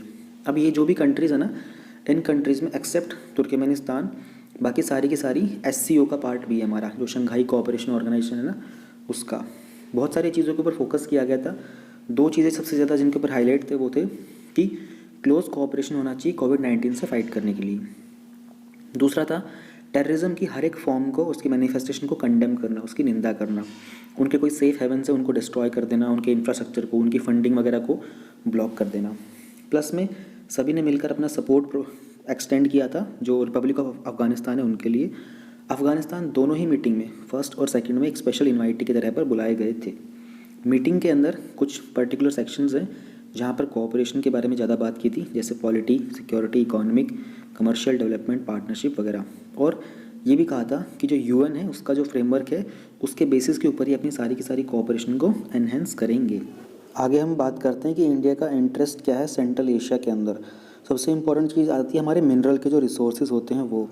अगर हम देखें सेंट्रल एशिया के अंदर आपको petroleum, natural gas, antimony, aluminium, gold, बहुत सारे ऐसे मेटल्स और नॉन मेटल्स आपको मिल जाएंगे। और न्यूक्लियर प्रोग्राम्स को लेकर के आपको पता है कि कज़ाकिस्तान के अंदर वर्ल्ड का लार्जेस्ट यूरेनियम रिजर्व है। इसी के साथ इंडिया को अपना जो रोल है वो भी थोड़ा स्ट्रेंथन करना पड़ेगा, खासकर कि अफ़गानिस्तान को लेकर के। तो इंडिया चाहता क्या है कि इस रीजन के अंदर जो अफ़गानिस्तान में जो चीज़ें चल रही है, जो कॉन्फ्लिक्ट चल रहा है, वो अफ़गानिस्तान, उसका जो सॉल्यूशन हो, जो रेजोल्यूशन हो, अफ़गान के द्वारा लीड किया जाए, अफ़गान के द्वारा ऑन किया जाए और पूरा का पूरा पीस प्रोसेस अफ़गान के द्वारा ही कंट्रोल किया जाए। कनेक्टिविटी की अगर बात करते हैं तो इंडिया को, अगर ये जो पूरा सेंट्रल एशिया का जो रीजन है, यहाँ से इंडिया को INSTC के जो ट्रांसपोर्ट कॉरिडोर है वहाँ का भी एक्सेस मिलता है। इकोनॉमिक अपॉर्चुनिटीज़ की बात करें तो सेंट्रल एशिया अपने आप में बहुत बड़ा एक कंज्यूमर मार्केट है गुड्स और सर्विसेज का, तो इंडिया यहाँ पर अपनी सर्विसेज वगैरह प्रोवाइड कर सकता है, IT services etcetera. Regional piece के बारे में अगर हम लोग बात करें तो आप लोगों ने तपी पाइपलाइन के बारे में तो सुना ही होगा। तपी के फुल फॉर्म होती है Turkmenistan, Afghanistan, Pakistan, India pipeline, ठीक है। तो कुछ क्रिटिकल इश्यूज़ हैं इस रीजन को लेकर के। टेररिज्म बहुत ज़्यादा है यहाँ पर, रेडिकलाइजेशन बहुत ज़्यादा है, ठीक है, क्योंकि आपको पता है ये पूरा का पूरा ऐसा रीजन है जहाँ पर ये अफ़गान, तालिबान, ये सब मिल जाते हैं हम लोगों को। थ्रेट है कि जो वेपन ऑफ मास डिस्ट्रक्शन होते हैं इन सब का प्रोलिफरेशन ना हो जाए यहाँ पर। प्रोलिफरेशन मतलब इन चीज़ों का प्रसार ना हो जाए, क्योंकि ये जो रीजन है पूरा का पूरा ही बहुत हाईली वल्नरेबल है। इलीगल ड्रग ट्रेड ये भी अपने आप में एक खतरा है, खास करके गोल्डन क्रेसेंट को लेकर के। गोल्डन क्रेसेंट आप लोगों को पता होगा ईरान, पाकिस्तान, अफ़गानिस्तान का है। और इसी तरीके से हमारे पास एक गोल्डन ट्रायंगल भी होता है। गोल्डन ट्रायंगल के अंदर हमारे जो मेजर कंट्रीज़ आते हैं वो आएंगे, हमारा बर्मा हो गया, थाईलैंड हो गया, लाओस हो गया, वियतनाम हो गया। तो ये 2 चीज़ें अपने आप में पूरा एक टॉपिक है ये, गोल्डन क्रेसेंट और गोल्डन ट्रायंगल। चैलेंजेस क्या हो सकते हैं इंडिया का मिडल ईस्ट में लेकर के? सबसे मेजर चैलेंज हमारे पास चाइना है, क्योंकि इनका जो ये बेल्ट एंड रोड इनिशिएटिव जो है ये अपने आप में एक इंडिया की पॉलिटिकल एनहेंसमेंट को ऑब्स्ट्रक्शन दे रहा है। लैक ऑफ एक्सेसिबिलिटी, अब इंडिया जो है वो डायरेक्टली कनेक्ट नहीं करता ऊपर से, क्योंकि हमारे ऊपर क्या आ जाता है, पीओके, और कज़ाकिस्तान तुर्कमेनिस्तान जाने के लिए हम लोगों को ईरान का रास्ता लेना पड़ता है, उधर से दूसरी साइड से रास्ता लेना पड़ता है। सो इन चीज़ों को टैकल करने का भी एक इशू है हमारे पास एक्सेसिबिलिटी नहीं है, डायरेक्ट एक्सेसिबिलिटी नहीं है। डोमेस्टिक चैलेंज खुद के, यानी कि अपनी कंट्री के अंदर इंडिया खुद चैलेंजेस फेस करता रहता है, religious extremism, authoritarian regime, terrorism, ongoing conflict वगैरह। तो ये अपने आप में एक चैलेंज है जो कि इंडिया की इकोनॉमिक इंटरेस्ट को एक्सपैंड नहीं होने देते। वे फॉरवर्ड हम क्या कर सकते हैं, तो ज़्यादा रिलेशन को बेटर करने से पहले देख लेते हैं कि अभी तक हम लोगों ने क्या किया है। इंडिया ने सेंट्रल एशिया में अपने रिलेशन को एनहांस करने के लिए क्या कुछ चीज़ों पे काम किया है। इंडिया ने 1 बिलियन का लाइन ऑफ क्रेडिट दिया है, 1 बिलियन US डॉलर का। देखो लाइन ऑफ क्रेडिट में क्या होता है कि मान लो आपने जो पैसा दिया है ना, वो आप देते हो दूसरी कंट्री को कि वो वहाँ पर एक पर्टिकुलर प्रोजेक्ट के अंदर डेवलपमेंट के लिए यूज़ करें, और फिर वो पैसा रिटर्न करना होता है। लेकिन जब हम बोलते हैं कि ग्रांट दे दिया गया, तो वो पैसा जो होता है वो रिटर्न नहीं करना होता। तो लाइन ऑफ क्रेडिट और ग्रांट का डिफरेंस आपको मालूम होना चाहिए। बहुत सारे फील्ड हैं, IT, एनर्जी, कनेक्टिविटी, जहाँ पर इंडिया ने सेंट्रल एशिया में तकरीबन 1 बिलियन US डॉलर का ग्रांट लाइन ऑफ क्रेडिट दिया हुआ है। साथ ही में इंडिया ने एक्सीड किया था। एक्सीड करने का मतलब होता है मान लिया था कि जो एक ट्रांसपोर्ट ऑफ गुड्स है अंडर TIR कारनेट्स, और एक अशगाबाट एग्रीमेंट भी हुआ था। अशगाबाट एग्रीमेंट आप लोगों को पता होना चाहिए, एक ट्रांसपोर्ट को लेकर है। ईरान, ओमान, तुर्कमेनिस्तान, उज़्बेकिस्तान, यहाँ पर भी इंडिया का कंट्रीब्यूशन है। एक HICDP है, high impact community development project. इसके अंदर इंडिया कुछ ग्रांट देता है। देखो अब यहाँ पे ग्रांट दे रहा है, वहाँ लाइन ऑफ क्रेडिट। तो लाइन ऑफ क्रेडिट में जो पैसा दिया है वो वापस आ जाता है इंटरेस्ट के साथ, लेकिन ग्रांट के अंदर जो दिया जाता है वो वापस नहीं आता। ICABC, ये थोड़ा सा ध्यान से देखना, ये एक काउंसिल है, ठीक है। ये लॉन्च हुआ था फरवरी में ही हुआ था, इसी साल 2020 के अंदर। और इसके अंदर है फिक्की आप लोगों को पता होगा, एक प्रेशर ग्रुप है। रिसेंटली अभी बिल्कुल जब मैं वीडियो रिकॉर्ड कर रहा हूँ तो 1-2 दिन के अंदर ही इसका एक बड़ा इवेंट है, जहाँ पर प्रधानमंत्री मोदी भी हैं और बहुत सारे अच्छे मिनिस्टर्स हैं। तो फिक्की के आप लोग कुछ 1-2 टॉक सुन लेना, आप लोगों को अपने आंसर राइटिंग के लिए अच्छे पॉइंट्स मिल सकते हैं। इसके अलावा और भी बहुत सारे मेजर्स हैं। इंडिया ने होस्ट किया था अप्रैल 2019 के अंदर सेंट्रल एशियन मीडिया डेलीगेशन को, प्लस में जो बहुत सारे सेंट्रल एशियन कंट्रीज़ के डिप्लोमेट्स होते हैं उनको भी इंडिया ट्रेन करता है under Sushma Swaraj foreign service institute जो कि दिल्ली में है। ये जो इंस्टीट्यूट है यहाँ पर जो हमारे UPSC के बाद जो IFS ऑफिसर्स होते हैं वो लबासना में ट्रेनिंग के बाद यहीं पर जाते हैं सुषमा स्वराज के इंस्टीट्यूट के अंदर। पहले इसका नाम हुआ करता था फॉरेन सर्विस इंस्टीट्यूट, बाद में इसके नाम क्या गया, सुषमा स्वराज ऐड कर दिया गया था। तो एक एनुअल इंटरनेशनल डांस फेस्टिवल भी है, इसका फोकस है सेंट्रल एशिया में। इसको ऑर्गेनाइज़ किया था ICCR ने 2019 में दिसंबर में, लास्ट ईयर। और इंडियन गवर्नमेंट ने अपना जो लाइन ऑफ क्रेडिट था किर्गिस्तान को थोड़ा सा एक्सटेंड किया था 200 मिलियन US डॉलर का, ताकि वो अपने डिफेंस सिस्टम्स को मॉडर्नाइज कर सके। 2019 में इंडिया ने एक यूरेनियम सप्लाई के लिए एग्रीमेंट साइन किया था उज़्बेकिस्तान के साथ। तो ये सारे कुछ पॉइंट्स थे। तो वे फॉरवर्ड में इंडिया क्या कर सकता है सेंट्रल एशिया के साथ ज़्यादा बेटर रिलेशन बनाने के लिए? इंडिया अपने हिस्टोरिकल, कल्चर और सिविलाइजेशन के जो बॉन्ड्स है ना, उनका लेवरेज ले सकता है। लेवरेज लेने का मतलब होता है उनका यूज़ कर सकता है, उनका फ़ायदा उठा सकता है। ICBAC जो काउंसिल है, इसके बारे में हम लोगों ने बात किया। इसके तहत क्या होता है कि कुछ बिजनेस लिंकेजेस होते हैं, जैसे कि greater understanding of taxation, business की रेगुलेशन इंडिया में कैसी है सेंट्रल एशियन कंट्रीज़ में, इन सब का हम लोग यूज़ कर सकते हैं, स्पेशली जो हमारा एरिया है स्मॉल और मीडियम एंटरप्राइजेस का, उनके लिए। सेंट्रल एशिया डायलॉग के थ्रू इंडिया के पास एक अपॉर्चुनिटी होती है कि वो बहुत ही एक्टिव तरीके से अफ़गानिस्तान के अंदर रिकंस्ट्रक्शन के अंदर इन्वेस्ट कर सके और उसके अंदर एंगेज कर सके, ठीक है। इसी के तहत इंडिया इफेक्टिवली यूज़ कर सकता है चाहबार पोर्ट जो ईरान के अंदर है, ताकि वहाँ से ट्रेड और ट्रांसपोर्ट कम्युनिकेशंस को सेंट्रल एशियन मार्केट्स में एक्सेस मिल सके।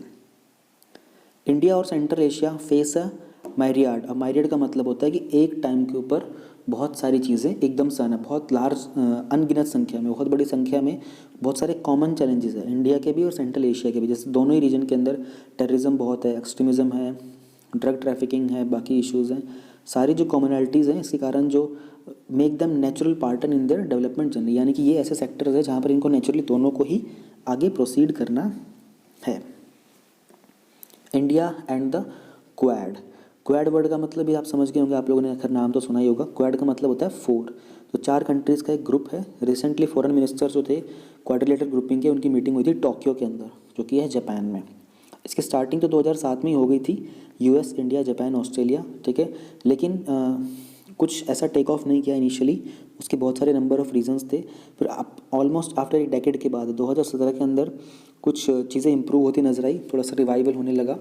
और रीज़न बहुत सारे थे, जैसे कि कन्वर्जेंस हो रहा था इन कंट्रीज़ के बीच में, ठीक है। इंडो पैसिफिक रीजन को लेकर के भी कुछ प्रॉब्लम थी, और चाइना को लेकर के भी कुछ राइजिंग थ्रेट थे वहाँ पर। तो तब से, जब से ये बना हुआ है, इमर्ज हुआ है, तब से डिप्लोमेटिक कंसल्टेशन होती है इस प्लेटफॉर्म के ऊपर, ठीक है। कंट्रीज़ जो होती हैं कोऑर्डिनेट करती हैं, लेकिन डिप्लोमेटिक कंसल्टेशन के ऊपर तो रेगुलरली मिलते ज़रूर हैं, ठीक है। मिनिस्ट्रियल लेवल के ऊपर डिस्कस करते हैं, और ताकि आपस के अंदर इंटरनेशनल बॉर्डर के ऊपर, खास करके इंडो पैसिफिक जो ओशियन का रीजन है, वहाँ पर किस तरीके से अपना ट्रेड और अपनी कोऑपरेशन को बढ़ा सकें। ऑब्जेक्टिव जो है क्वाड का, वो बहुत ही एडवांसिंग के लिए है, सिक्योरिटी और इकोनॉमिक के इंटरेस्ट में, ठीक है। अभी आगे देखते हैं कुछ चैलेंजेस क्या कुछ हैं। सिग्निफिकेंस क्या है क्वाड का इंडिया के लिए। क्वाड जैसे ग्रुप को होने का फ़ायदा ये होता है कि हम लोग चाइना को बहुत ईजिली काउंटर कर सकते हैं, ठीक है। यहाँ पे हम लोग अपना एक यूनाइटेड फ्रंट दिखा सकते हैं। अब चाइना हो गया यहाँ पर, यहाँ हो गया हमारा इंडिया, यहाँ हो गया हमारा ऑस्ट्रेलिया, यहाँ हो गया हमारा जापान, ठीक है। और हमारा जो फोर्थ कंट्री है वो है यूएस। अब यूएस हालांकि पैसिफिक रीजन के उधर पड़ता है। अगर हम लोग अपने मैप को देखते हैं, ये हमारा मान लीजिए वर्ल्ड मैप हो गया है, तो इधर यूएस पड़ता है, मान लो यूएस इस साइड भी पड़ता है, ये बीच में पैसिफिक ओशियन है, यहाँ पर जापान है, यहाँ चाइना है, यहाँ ऑस्ट्रेलिया है, और यहाँ इंडिया है। तो ये जो कंट्रियाँ मिल जाती हैं जब इंडिया, ऑस्ट्रेलिया और ये जापान और यूएस से, तो यहाँ से हम लोग पैसिफिक रीजन के अंदर एक डोमिनेंस बना सकते हैं, और चाइना को इधर पे थोड़ा सा सप्रेस करने में हेल्प मिलती है। कोविड-19 को लेकर के भी इंटरनेशनल ऑर्डर के अंदर दोनों ही, इन चारों ही कंट्रीज ने मिलकर के आगे जब बढ़ चढ़ के साथ देने की बात की हैगी। और भी बहुत सारे मुद्दे हैं, जैसे इंफ्रास्ट्रक्चर डेवलपमेंट हो गया, security, maritime security, multilateral institutions, जहाँ पर ये कंट्रीज आपस में कोऑपरेट कर रही हैं। इंडिया की डिफेंस एबिलिटीज़ जो हैं, कैपेबिलिटीज़, उनको भी सप्लीमेंट करने में हेल्प मिल रही है। नेवल कैपेसिटी, मिलिट्री रिकॉन्सेंस वगैरह हो गया। रिकॉन्सेंस वर्ड का मतलब आप लोगों को पता होना चाहिए। रिकॉन्सेंस का मतलब होता है कि किसी भी एक पर्टिकुलर प्लेस या एरिया की स्टडी करना मिलिट्री रीजंस के लिए, तो उसमें क्वाड ग्रुप की बड़ी अच्छी हेल्प हो जाती है। इंडो पैसिफिक का जो विजन है, सभी जो मेंबर्स है क्वाड के एट सम पॉइंट पे ये अफर्म करते हैं कि वहाँ पर इंडो पैसिफिक रीजन में फ्री और ओपन और इंक्लूसिव ट्रेड होना चाहिए, ठीक है। कॉमन रूल्स होने चाहिए जहाँ सभी कंट्रीज़ को आपस में इक्वल एक्सेस मिल सके। तो इंडिया के कुछ रिलेशंस हैं इन क्वाड मेंबर्स के साथ, जैसे कि यूएस के साथ इंडिया 2+2 मिनिस्ट्रियल डायलॉग करता है ना, तो वैसे ही इंडिया जापान और ऑस्ट्रेलिया के साथ भी करता है। इंडिया ने बहुत सारे एग्रीमेंट किए हैं यूएसए के साथ डिफेंस कोऑपरेशन में, बाकी चीज़ों में भी, जैसे कि अभी रिसेंटली बैका किया था, फिर लेमोवा था, कोमकासा था। ये भी हम लोग इसी टॉपिक में पढ़ेंगे। नीचे एक टॉपिक है इंडिया यूएस एग्रीमेंट का, उसमें ये सारे हम लोग डिटेल में पढ़ेंगे। और इंडिया इन कंट्रीज़ के साथ बायलैटरल और मल्टीलेटरल एक्सरसाइजेज भी करता रहता है। बायलैटरल का मतलब 2 कंट्रीज़ होंगी, मल्टीलेटरल मतलब 2 से ज़्यादा होंगी, ठीक है। 2, 3, 4, 5 ज़्यादा हो सकती हैं। तो जैसे कि जो जिमैक्स होता है ये जापान के साथ होता है, ऑस इंडेक्स होता है ये ऑस्ट्रेलिया के साथ, मालाबार होता है, इसमें यूएस भी है और जापान भी है। तो ये कुछ नेवल एक्सरसाइजेज हैं, इनके नाम भी आपको मालूम होने चाहिए। लेकिन चैलेंजेस क्या होते हैं स्क्वाड ग्रुप के? स्क्वाड ग्रुप के चैलेंजेस ये है कि इनका एजेंडा बिल्कुल क्लियर नहीं है, ठीक है। कोहेरेंट पर्पस, यानी कि जो ईज़ ऑफ अंडरस्टैंडिंग, कोहेरेंट मैंने आपको मीनिंग बताया था, कोहेरेंट का मतलब होता है ईज़ ऑफ अंडरस्टैंडिंग। तो इस पर्पस के अंदर ईज़ ऑफ अंडरस्टैंडिंग लैक करती है। स्ट्रैटेजिक ऑब्जेक्टिव क्या है, इंस्टीट्यूशनल फ्रेमवर्क क्या है, ठीक है। कंट्रीज़ ने अभी तक कोई जॉइंट स्टेटमेंट इशू नहीं किया है, हर बार अपना इंडिविजुअल जो स्टेटमेंट होता है उसी को रीड कर देते हैं। चाइना का इन्फ्लुएंस फिर भी बहुत हद तक रहता है, ठीक है। तो ये फ्यूचर में इंडिया के लिए प्रॉब्लमेटिक हो सकता है। जैसे कि रिसेंटली जब ऑस्ट्रेलिया ने एक इंडिपेंडेंट इंटरनेशनल इंक्वायरी के लिए बात की थी कि चाइना के अंदर से ही कोविड का ओरिजिन हुआ है, तो सडनली पता देखने को मिला था कि चाइना ने ऑस्ट्रेलिया के जो बीफ इम्पोर्ट थे ना, वो सारे के सारे बैन कर दिए थे, ठीक है। और बार्ले जो होता है, बार्ले होता है जौ को बोलते हैं, एक अनाज का दाना होता है, उसके ऊपर उन्होंने फ्रेश टैरिफ्स लगा दिए थे। तो बहुत सारे डिफरेंट कैपेबिलिटीज़ रहती हैं बर्डन शेयरिंग के कारण, ठीक है, इंडियन ओशन के अंदर लेकर के। अब इससे एक इम्बैलेंस पार्टनरशिप क्रिएट हो जाती है कि जो बर्डन होगा वो अनइक्वली कौन से पार्टनर के ऊपर होगा। चारों जो मेंबर है क्वाड के, उनका same level of financial resources नहीं है। इंडिया का अलग है, जापान का अलग है, ऑस्ट्रेलिया का अलग, यूएस का अलग है, ठीक है। और मिलिट्री कैपेबिलिटीज़ को लेकर भी स्ट्रैटेजिक अवेयरनेस भी इक्वल नहीं है इतना। पॉसिबिलिटी है ऑफ एंटेगनाइजिंग चाइना। अब एंटेगनाइज वर्ड का मीनिंग आपको पता होगा तो सब कुछ समझ में आ जाएगा। एंटेगनाइज का मतलब होता है टू मेक समबडी एग्री और टू अनॉय समवन। अब जब ये ग्रुप की फॉर्मेशन होती है 4 के, तो चाइना ऑब्वियस सी बात है थोड़ा सा एंग्री हो जाता है। चाइना परसीव करता है कि क्वाड का जो कोलिशन है ना, ये एंटी चाइना कोलिशन है, यानी कि चारों जो कंट्रीज़ हैं आपस में मिलकर के अगेंस्ट चाइना कुछ प्लान करती हैं। इसलिए एक रिस्क है कि इंडिया को फर्दर जो रिलेशन है चाइना के साथ वो डिटेरियोरेट हो जाएंगे, ख़राब हो सकते हैं। डिफरेंस क्या होते हैं प्रायोरिटीज़ के अंदर, ठीक है। जो इंडो पैसिफिक रीजन है उसके अंदर ऑस्ट्रेलिया और जापान की जो प्रायोरिटी है वो तो पैसिफिक में है। इंडिया की प्राइमरी फोकस जो है वो कहाँ पे, इंडियन ओशन के अंदर। तो सबकी प्रायोरिटी के भी थोड़े थोड़े डिफरेंसेस, इसलिए जो क्वाड ग्रुप है वो अपने आप में इतना सक्सेसफुल नहीं है। कंक्लूजन की बात करें तो वही, क्वाड मेंबर्स को कोलैबोरेट करना चाहिए, पॉजिटिव एजेंडा बनाना चाहिए, कलेक्टिव एक्शन लेना चाहिए, ह्यूमैनिटेरियन असिस्टेंस के अंदर काम करना चाहिए, डिजास्टर रिलीफ में मॉनिटर करना चाहिए शिपिंग को, और एंटी पायरेसी ऑपरेशन चलाने चाहिए, इंफ्रास्ट्रक्चर में असिस्टेंस देना चाहिए, कनेक्टिविटी के इनिशिएटिव चलाने चाहिए, ठीक है। इसके कारण जो भी इनहिबिशन है चाइना की, उसकी तरफ हम लोग एक इंस्टीट्यूशनल फ्रेमवर्क बना करके आगे बढ़ सकते हैं। ऑल्सो अगर हम कोऑपरेट करते हैं बाकी रीजनल पार्टनर के साथ, जैसे उसमें एशियान को ऐड करें, ईस्ट अफ्रीकन लिटरल नेशंस को, फ्रांस, यूके, पैसिफिक आइलैंड्स को, और कुछ फोरम्स होते हैं बिम्स्टेक जैसे, Indian Ocean commission, Indian Ocean rim association, इनके कारण क्वाड ग्रुप की जो ग्लोबल लेवल के ऊपर जो स्ट्रेंथ है उसको हम ज़्यादा अच्छा कर सकते हैं। World food programme, Nobel peace prize जो है 2020 का वो मिला है वर्ल्ड फूड प्रोग्राम को। ये एक इंटरनेशनल ऑर्गेनाइजेशन है यूनाइटेड नेशन की प्राइमरीली, और 1961 में इसका फॉर्मेशन हुआ था। क्यों मिला है? क्योंकि इसके बहुत सारे एफर्ट हैं हंगर को कॉम्बैट करने के लिए, स्पेशली जो कॉन्फ्लिक्टेड एरियाज़ होते हैं उनके अंदर। और वर्ल्ड की लार्जेस्ट ह्यूमैनिटेरियन एजेंसी है जो हंगर से फाइट करती है। इनका गोल है कि जो सस्टेनेबल डेवलपमेंट गोल्स हैं, 17 गोल्स हैं, 2015 में स्टार्टिंग हुई थी, ठीक है, यूनाइटेड नेशंस के हैं, और 2030 तक का टारगेट है कि 15 साल में ये 17 गोल्स को अचीव करना है। इंडिया की साइड से नीति आयोग लीड करता है। तो उसमें सेकंड जो गोल है वो है गोल ऑफ इरेडिकेटिंग हंगर। तो बहुत अच्छे तरीके से आगे बढ़ चढ़ के वर्ल्ड फूड प्रोग्राम जो है इस गोल को अचीव करने के लिए अपने एफर्ट डालता है। हेडक्वार्टर इसके रोम में है जो कि इटली के अंदर है। करंटली वर्ल्ड की लार्जेस्ट ह्यूमैनिटेरियन एजेंसी है, ठीक है। फूड असिस्टेंस प्रोवाइड करते हैं इमरजेंसीज में, और बाकी जो कम्युनिटीज़ होते हैं उनके साथ मिलकर काम करते हैं कि न्यूट्रिशन को भी इम्प्रूव किया जाए। नोबेल प्राइज़ के बारे में हल्का सा देख लेते हैं। 1901 में स्टार्ट हुआ था, एनुअली अवार्ड किया जाता है, ठीक है। स्पेशली कोई आप दो कंट्रीज़ के बीच में पीस रेजोल्यूशन पे काम करो, कॉन्फ्लिक्ट को रिजॉल्व करो, या फिर कोई भी ऐसा मिलिट्री के अंदर स्टैंड ऑफ करवा दो वगैरह, इन सब के लिए जो रेसिपिएंट होते हैं उसको एक नॉर्वेन नोबेल कमेटी होती है 5 मेंबर्स की, वो सेलेक्ट करती है, और उस कमेटी को अपॉइंट करता है नॉर्वे का पार्लियामेंट। हर साल जो वर्ल्ड फूड प्रोग्राम है ये डिस्ट्रीब्यूट करते हैं मोर देन 15 बिलियन राशन, जो कि इसका एस्टिमेटेड एवरेज कॉस्ट होता है पर राशन का $0.61, और जो 2/3 होता है वो कॉन्फ्लिक्ट अफेक्टेड कंट्रीज़ के अंदर ही जाता है। 2019 में इन्होंने क्लोज टू 100 मिलियन लोगों की मदद की थी 88 कंट्रीज़ में, जो कि स्पेशली जहाँ पर फूड इनसिक्योरिटी बहुत ज़्यादा थी, हंगर बहुत ज़्यादा था। एक मेजर की रोल प्ले करता है ये मल्टीलेटरल कोऑपरेशन में। फूड सिक्योरिटी को भी as instrument of peace use करके कंट्रीज़ का आपस में कोऑपरेशन बढ़ाया जाता है। ये हंगर मैप भी पब्लिश करते हैं जहाँ पर ये डिपिक्ट करते हैं कि अंडर न्यूट्रिशमेंट कितना प्रेवलेंट हो रहा है, ठीक है, कंट्रीज़ के अकॉर्डिंग, किसमें कितनी पॉपुलेशन है, कितना हंगर है वहाँ पे ज़्यादा है, ग्लोबल हंगर का स्टेटस क्या है उस सबको मॉनिटर करना, ठीक है। कोई भी ऑपरेशन चल रहा होता है हंगर को लेकर के, कॉन्फ्लिक्ट को लेकर के, उसकी एफिशिएंसी के ऊपर काम करना। तो हंगर और कॉन्फ्लिक्ट में क्या लिंक होता है, थोड़ा इसको मैं ध्यान से पढ़ूंगा, डिटेल में पढ़ूंगा, क्योंकि ये एक एथिकल टाइप की चीज़ है। जो नोबेल अवार्ड है वो रिकॉग्नाइज करता है कि की कनेक्शन क्या है हंगर और ग्लोबल कॉन्फ्लिक्ट के अंदर। As the UN security council उन्होंने एम्फोसाइज किया था अपने 2018 के रेजोल्यूशन में, human mind can never eliminate hunger without first establishing peace. जो मानवता है वो शांति कभी बरकरार नहीं कर पाएगी जब तक वो भूखमरी को मिटा नहीं देते। कन्फ्लिक्ट के कारण रैम्पेंट फूड इनसिक्योरिटी आ जाती है। क्यों? क्योंकि जो भी सोशल स्टेबिलिटी और इंफ्रास्ट्रक्चर होता है ना उसको डिस्टर्ब कर देता है कॉन्फ्लिक्ट, ठीक है, जिसके कारण जो सप्लाईज होती हैं वो उनमें ऑब्स्टेकल आ जाता है, उनमें हिंड्रेंस हो जाती है। Too often warring parties deliberately use करती हैं स्टारवेशन को एक स्ट्रेटजी।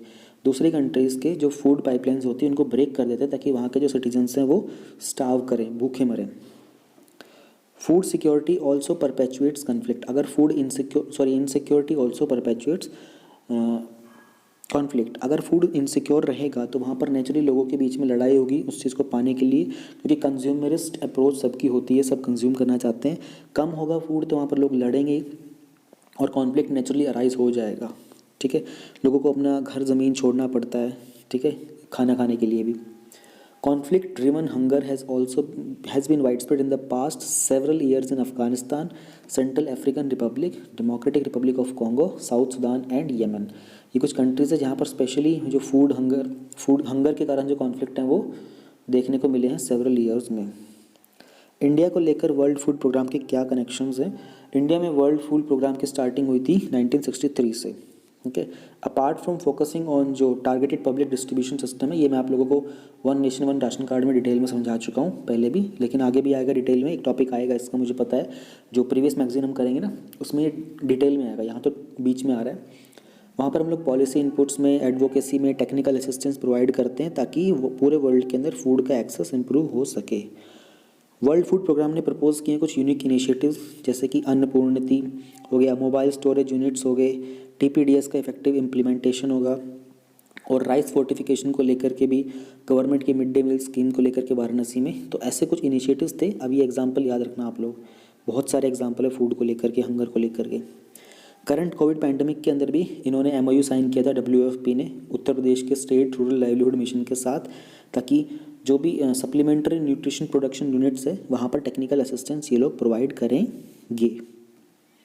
देखिए, हमारा यहाँ पर पहला टॉपिक था इंडिया और सेंट्रल एशिया के बीच में जो डायलॉग हुआ है, इसमें हम लोगों ने किस किस चीज़ के ऊपर फोकस किया था, वो चीज़ें थी हमारी मीटिंग की डिटेल। पहली जनवरी में हुई थी, दूसरी अक्टूबर में हुई थी, और अफगानिस्तान जो था यहाँ पर हमारा कॉमन था, ठीक है, फर्स्ट और सेकेंड मीटिंग में। फिर हम लोग कोऑपरेशन को कहाँ पर स्ट्रेंथन करना चाहते हैं, politics, security, economic partnership, humanitarian, culture और कमर्शियल डेवलपमेंट में।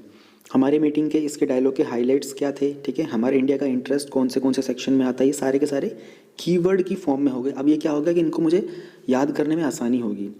इंडिया के द्वारा जो एफर्ट किए गए थे सारे के सारे चैलेंजेस हमारे मेजर जो होते हैं कि भाई चाइना का इन्फ्लुएंस ग्रो हो रहा है, लैक ऑफ एक्सेसिबिलिटी है, डोमेस्टिक चैलेंजेस बहुत हैं। वे फॉरवर्ड और कंक्लूजन मैंने आप लोगों को पहले भी बताया था, ये थोड़ा मैं लेंदी इसमें जानबूझ के करता हूँ क्योंकि ये चीज़ें ना, इसको जितना ज़्यादा रीड करोगे उतना ज़्यादा आसानी से याद होगा। सिमिलर वे के अंदर इंडिया और क्वाड के बारे में, इसका अबाउट क्या होता है, सिग्निफिकेंस क्या है क्वाड की इंडिया के लिए, countering China, framing post Covid, convergence on other issues, India के रिलेशन क्या है क्वाड मेंबर के साथ, चैलेंजेस क्या होते हैं, बिल्कुल अनक्लियर एजेंडा है, चाइना का इन्फ्लुएंस है, डिफरेंट कैपेबिलिटीज़ हैं एंड एट्सेट्रा। कंक्लूजन भी इसी तरीके से मैंने आपको बताया कि पूरा लेंथी में होता है। फिर वर्ल्ड फूड प्रोग्राम के अंदर अबाउट क्या होता है, नोबेल पीस प्राइज़ के बारे में, वर्ल्ड फूड प्रोग्राम और इंडिया का रिलेशन क्या है, वर्ल्ड फूड प्रोग्राम की अचीवमेंट्स क्या हैं, लिंक क्या होते हैं हंगर और कॉन्फ्लिक्ट के, जो भी आपको आपकी PDF में मेंशन था ऑलरेडी विजन की मैगजीन में, उन चीज़ों को मैंने यहाँ पर एग्जैक्टली वैसा सा ही आपको दिखा दिया है। सबसे अच्छा बेनिफिट इसमें यही होता है कि आपको ना बैठ के स्पेशली नोट डाउन करने की ज़रूरत नहीं होगी। यहाँ पर जो चीज़ें मेंशन है ऑलरेडी वही चीज़ें हैं जो आपसे एग्जाम में पूछी जाएंगी, ठीक है। तो ये एक तरीके से आपके नोट्स ही बन गए, यही कीवर्ड्स होंगे। अब इनमें से आप कुछ मिस मत करना, क्योंकि इसके बियॉन्ड आप छोटा करोगे तो आप बहुत सारे कंटेंट को मिस आउट कर दोगे, ठीक है। कैटेगरीज आपको मिल गई है, नोबेल पीस प्राइज़ के बारे में, इन दो इंडिया के और उसके बीच में क्या कनेक्शन है। जनरली इंटरनेशनल रिलेशन के ऊपर हम यही चीज़ें चेक करते हैं ना कि इंडिया का क्या रिस्पॉन्स है, इंडिया का क्या कनेक्शन है, फिर इनकी अचीवमेंट्स के बारे में। लेकिन अगर इसी प्रोग्राम के ऊपर कोई क्वेश्चन बन जाए तो इनकी अचीवमेंट्स के बारे में भी हम लोग इन पॉइंट्स से लिख सकते हैं। आगे बात करते हैं यूनाइटेड नेशन का जो ह्यूमन राइट काउंसिल है इसके बारे में, और ये न्यूज़ में क्यों है, क्योंकि पाकिस्तान को अभी रिसेंटली री इलेक्ट किया गया है UNHRC में, डिस्पाइट बहुत सारा ऑपोजिशन आ रहा था एक्टिविस्ट ग्रुप्स के द्वारा, क्योंकि उनका जो ह्यूमन राइट्स का रिकॉर्ड है वो बिल्कुल भी अच्छा नहीं है। बस इस बारे में भी इतना ही जाना था। हमको जानना पड़ेगा कि UNHRC क्या है, क्योंकि ये न्यूज़ में रहता है, मेंस में भी आया है क्वेश्चन के अंदर, प्रीलिम्स में भी आया हुआ है क्वेश्चंस में। एस्टेब्लिशमेंट हुआ था 2006 में UN की जो जनरल असेंबली है उनके द्वारा, रेजोल्यूशन है 60/251। प्रिंसिपल इंटर गवर्नमेंट बॉडी है UN की ही, जिसका काम होता है ह्यूमन राइट्स को अक्रॉस द ग्लोब प्रमोट करना और प्रोटेक्ट करना, प्लस में ह्यूमन राइट्स का जहाँ पर भी वायलेशंस हो रहा होता है अराउंड द ग्लोब उन सब के अगेंस्ट एक्शन लेना। HRC जब बना था तो उससे पहले हुआ करता था UN का कमीशन ऑन ह्यूमन राइट्स, उसको रिप्लेस कर दिया गया था। इसमें 47 मेंबर स्टेट्स होते हैं जिनको इलेक्ट किया जाता है UN की जनरल असेंबली में एक सिंपल मेजॉरिटी वोट के द्वारा। लेकिन होता क्या है, सीक्रेट बैलेट होता है, और जो मेंबर्स होते हैं वो इलेक्ट किए जाते हैं 3 ईयर के टर्म्स के ऊपर, ठीक है, जिसमें कि 1/3 जो होते हैं वो हर बार रिन्यू हो जाते हैं। यार ये डिटेल्स जो है ना आप इनको ज़रूर याद रखिएगा, क्योंकि ये प्रीलिम्स में ऑप्शन में आती हैं सारी। काउंसिल की जो मेंबरशिप होती है वो किसी एक पर्टिकुलर जोग्राफिकल जो डिस्ट्रीब्यूशन होती है ना, यानी कि देखो अफ्रीकन स्टेट से 13 सीट होती हैं, एशियन पैसिफिक से 13, लैटिन अमेरिका से 8, कैरेबियन से 7 होती हैं, वेस्टर्न यूरोपियन से ईस्ट 6 होती हैं, ईस्टर्न यूरोपियन से, यानी कि जो भी यूएन के मेंबर्स होते हैं सारे के सारे सीट के लिए एलिजिबल होते हैं। अभी तक टोटल 117 कंट्रीज़ हैं जो कि काउंसिल के मेंबर रह चुके हैं अभी तक, और ये बहुत हद तक यूएन की जो डाइवर्सिटी होती है उसको भी रिफ्लेक्ट करते हैं। प्लस में इससे एक लेजिटिमेसी भी मिलती है। लेजिटिमेसी का मतलब होता है वैधता। 3 रेगुलर सेशंस होते हैं हर साल, ठीक है, of a total of least 10 weeks, और उसमें स्पेशल सेशंस भी हो सकते हैं अगर किसी अर्जेंट सिचुएशन के ऊपर रिएक्शन की रिक्वायरमेंट है तो। इंपॉर्टेंट ये होता है कि इनके जो भी डिसीजन लिए जाते हैं, जो रिकमेंडेशंस होते हैं, वो बाइंडिंग नहीं होते। ये पॉइंट्स आपको याद होने चाहिए, प्रीलिम्स के अंदर ऐसे ही पॉइंट्स आते हैं, उन्हीं को एलिमिनेट करना होता है। अब सिंस ये सब्सिडरी है जनरल असेंबली का, तो ये रिपोर्ट करता है असेंबली के डायरेक्ट 193 मेंबर कंट्रीज़ को, ठीक है, और जो भी टेक्निकल सपोर्ट मिलता है वो मिलता है इनको यूएन के OHCHR, office of the high commission for human rights. इसके बारे में हम लोग डिटेल में पढ़ेंगे नीचे, ये ऑफिस वाला क्या सीन है। इंपॉर्टेंस पढ़ने से पहले एक बार ये देख लेते हैं कि ह्यूमन राइट्स क्या होते हैं। ह्यूमन राइट्स की अगर हम बात करें तो सिंपली वो इसलिए एग्जिस्ट करते हैं क्योंकि हम एग्जिस्ट करते हैं एज ए ह्यूमन बींग्स, ठीक है।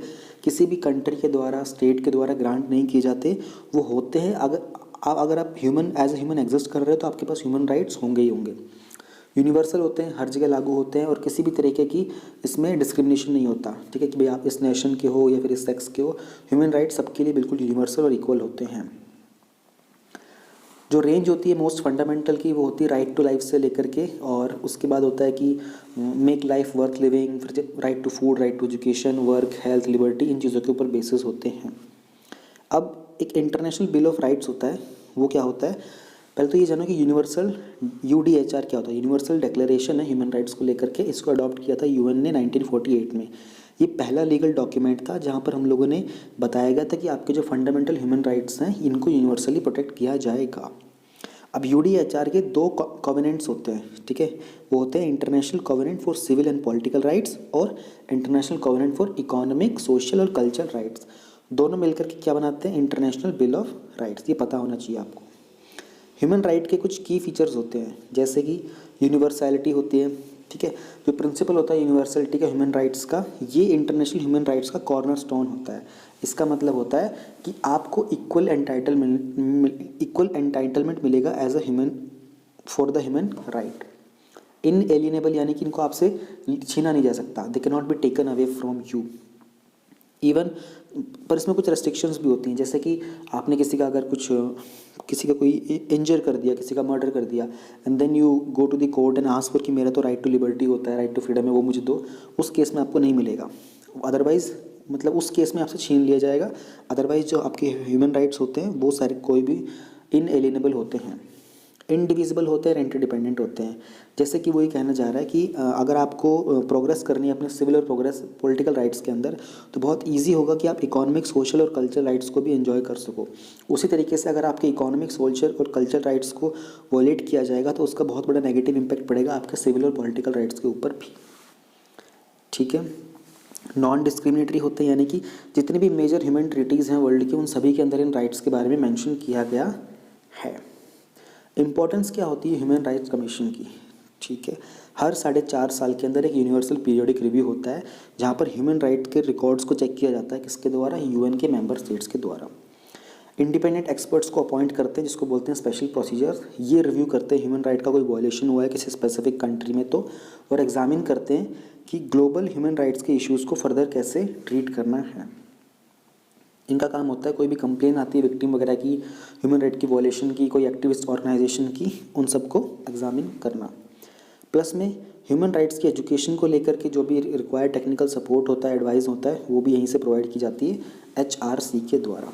एक फोरम होता है जहाँ पर ह्यूमन राइट्स को लेकर के सारे थीमेटिक इश्यूज़ के बारे में डिस्कशन होता है। जनरल असेंबली को रिकमेंडेशन बना के देता है कि फर्दर ह्यूमन राइट्स को लेकर के उन्हें अपने इंटरनेशनल लॉ में क्या डेवलपमेंट करनी है। ये सारे के सारे इंपॉर्टेंस में आता है UNHRC के।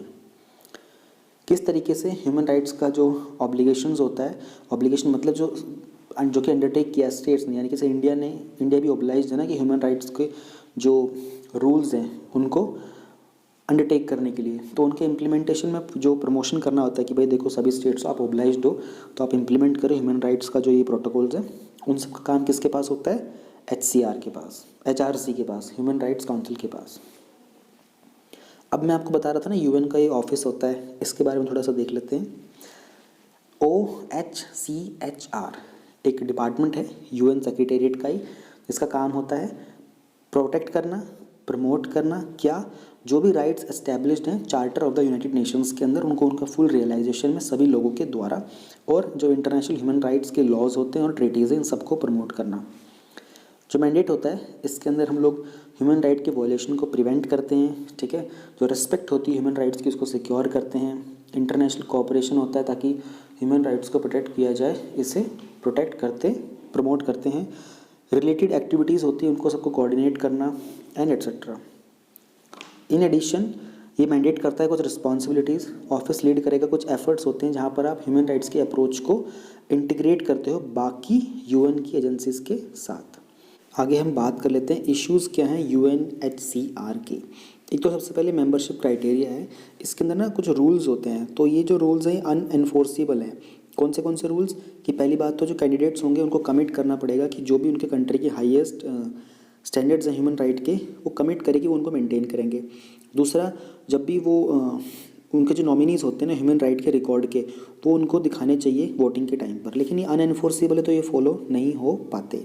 सेकंड चीज़, एक डिफरेंट व्यू है ह्यूमन राइट्स को लेकर के। जैसे US चाहता है कि जो डेमोक्रेटिक नेशंस है ना सिर्फ उन्हीं को UNHCR का मेंबर बनना चाहिए। अब इस क्राइटेरिया को लेकर के बहुत सारे डिबेट्स होते हैं, स्पेशली डेमोक्रेसी को मीनिंग को लेकर। इससे क्या हो जाता है कि अगर आप सिर्फ डेमोक्रेसी को वैल्यू दोगे तो आप प्रायोरिटाइज कर रहे हो सिविल और पॉलिटिकल राइट्स को, लेकिन आप इकोनॉमिक, सोशल और कल्चरल वन को वैल्यू नहीं दे रहे हो।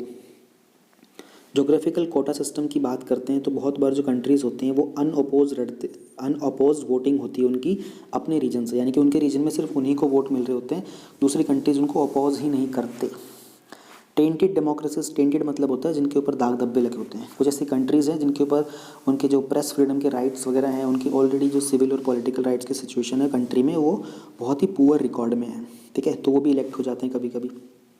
सीक्रेट बैलेट सिस्टम को लेकर भी सवाल है, वो कहना चाहते हैं कि सीक्रेट बैलेट सिस्टम मत रखो, ओपन बैलेट सिस्टम रखो काउंसिल के इलेक्शन के लिए, ठीक है, और ताकि हर एक जो कंट्री हो पब्लिकली अकाउंटेबल हो अपने अपने वोट्स के लिए।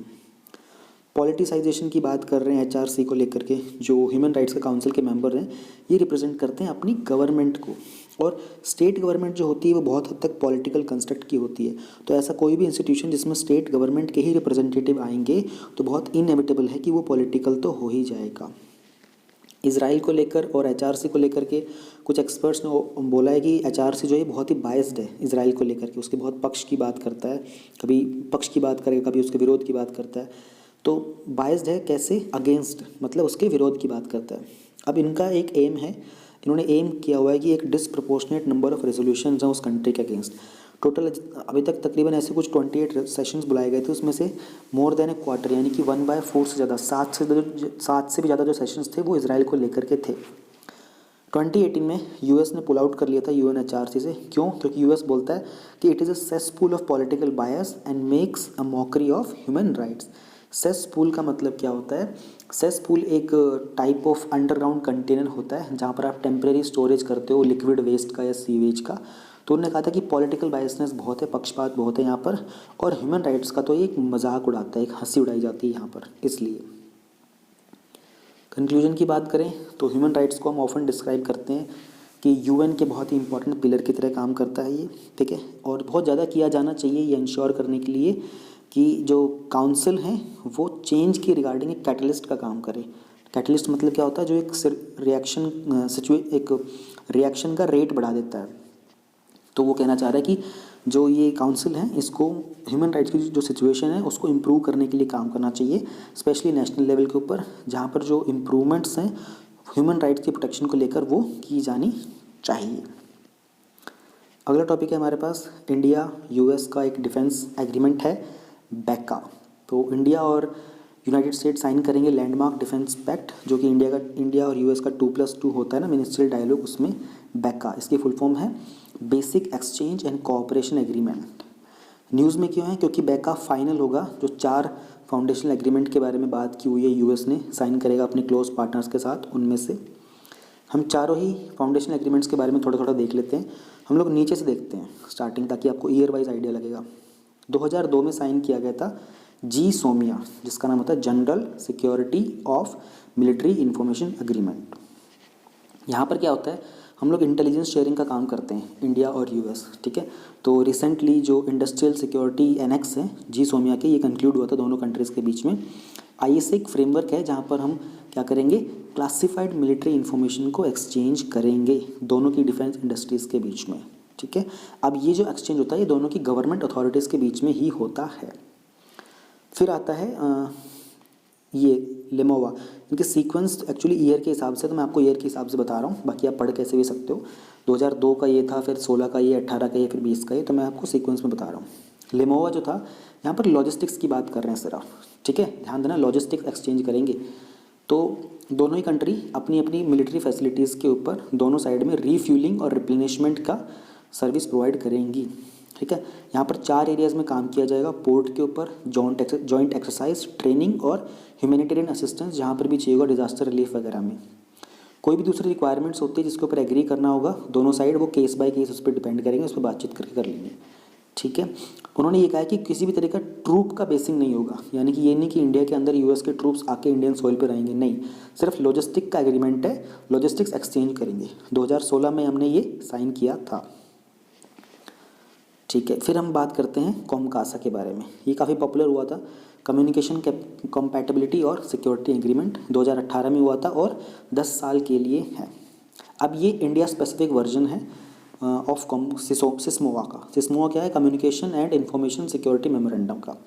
यहाँ पे दोनों ही साइड ऑपरेट करेंगे सेम कम्युनिकेशन सिस्टम पे, जिसके कारण एनवायरनमेंट जो होगा मिलिट्रीज़ के लिए वो बहुत ही इंटरऑपरेबल हो जाएगा, ठीक है। अब लीगल फ्रेमवर्क होगा यूएस के लिए, जहाँ पर सेंसिटिव कम्युनिकेशन होगा, कम्युनिकेशन के जो इक्विपमेंट और कोड्स हैं वो ट्रांसफ़र करेंगे रियल टाइम ऑपरेशन इन्फॉर्मेशन के लिए। इंडिया क्या कर सकता है, स्पेशलाइज इक्विपमेंट जो होते हैं ना वो प्रोक्योर कर सकता है, मतलब प्रोक्योर मतलब प्राप्त करना। स्पेशली जो कुछ मिलिट्री के प्लेटफॉर्म्स है ना, C-70 ग्लोब मास्टर, C-130 है P-8 आइस के लिए, इन सब के लिए स्पेशलाइज इक्विपमेंट जो होते हैं इनक्रिप्टेड कम्युनिकेशंस के, वो सारे प्रोक्योर कर सकता है। 4th एग्रीमेंट आता है बैका, जो अभी साइन हुआ है 2020 के अंदर। यहाँ पर इंडिया और यूएस की जो मिलिट्रीज़ हैं ये अपनी जियो स्पेशियल और सैटेलाइट डेटा को शेयर करेंगे। अब जियो स्पेशियल के अंदर क्या होता है, कोई भी ऐसी इन्फॉर्मेशन जिसमें जोग्राफिकल कंपोनेंट को हम ऐड कर देते हैं, मैप, चार्ट, कमर्शियल, बाकी अनक्लासिफाइड इमेजरी हो गया, जियोरेटिक, जियोफिजिकल, जियोमैग्नेटिक ग्रेविटी डेटा हो गया, उससे रिलेटेड प्रोडक्ट्स हो गए, पब्लिकेशन मटेरियल हो गया, प्रिंटेड और डिजिटल फॉर्मेट्स हो गए, ठीक है, म्यूचुअल टेक्निकल असिस्टेंस हो गया, टेक्नोलॉजी इन्फॉर्मेशन एक्सचेंज हो गया, ये सब चीज़ें हो जाएंगी। इनसे क्या होगा कि जो भी हमारे ऑटोमेटेड सिस्टम्स होते हैं ना, जैसे मिसाइल और आर्म ड्रोन्स वगैरह, उन सब की इन्फॉर्मेशन को यूज़ करके हम उन सब का टारगेटिंग को ज़्यादा अच्छे से इम्प्रूव कर सकते हैं।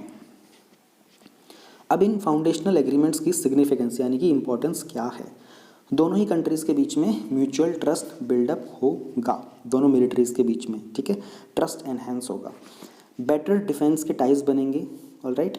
अगर हम इन एग्रीमेंट्स को साइन कर एग्रीमेंट जो है बहुत मैंडेटरी हैं, ठीक है, अंडर अमेरिकन लॉ, मतलब अमेरिका में कानून ये होता है कि अगर उनको किसी भी कंट्री के साथ अपनी इन्फॉर्मेशन शेयर करनी है, सेंसिटिव इक्विपमेंट शेयर करना है, तो उनको एग्रीमेंट के साथ ही शेयर करना पड़ेगा, ठीक है। तो उसके कारण क्या होगा, बेटर डिफेंस टाइज हो जाएंगे। इंडिया के लिए बहुत कन्वेंशनल है, ऑफेंसिव है डिफेंसिव कैपेसिटी के लिए। इंडिया को डिटेल्ड, सेंसिटिव और इंटेलिजेंस मिल जाएगी अपने जो टेररिस्ट होते हैं और राइवल मिलिट्रीज होती हैं उन सबको टारगेट करने के लिए। चाइना को काउंटर करने के लिए भी एग्रीमेंट बहुत सही रहेगा। अब इन एग्रीमेंट से इंडिया जो है चाइना के जो एक्सपेंशनिज्म है ना, जो कि चाइना अपने आसपास की कंट्रीज़ को थ्रेटन करता रहता है, उस सब के ऊपर एक चेक रखने में, एक अलर्ट रखने में हेल्प मिल जाएगी। जो भी क्लोज डिफेंस और मिलिट्री कोऑपरेशन होता है इंडिया और यूएस का, एज वेल एज जो बाकी लाइक माइंडेड नेशंस होते हैं फ्यूचर के अंदर, उनसे हेल्प मिलेगी कि चाइना का जो एग्रेशन है रीजन में उसको काउंटर किया जा सके। स्ट्रेटेजिक कन्वर्जेंस है इंडो पैसिफिक रीजन का, एक क्लोज पार्टनरशिप होगी यूएस की और इंडिया की, जो कि सेंट्रल है, फ्री है, ओपन है, इंक्लूसिव है, पीसफुल है इंडो पैसिफिक रीजन में। ह्यूमैनिटेरियन असिस्टेंस भी, कोई भी डिजास्टर वगैरह आ जाता है वहाँ पर दोनों ही कंट्रीज एक दूसरे को हेल्प करेंगे, ट्रेनिंग करेंगे, जो भी कैपेबल फोर्सेस होती हैं उन दोनों का आपस में सपोर्ट प्रोवाइड करेंगे। इंडिया का थर्ड 2+2 मिनिस्ट्रियल मीटिंग हुई थी, आप सबको पता है 2+2 में सिक्योर ये डिफेंस डिपार्टमेंट और हमारा जो एक्सटर्नल अफेयर्स की मिनिस्ट्री होती है ये बात करते हैं।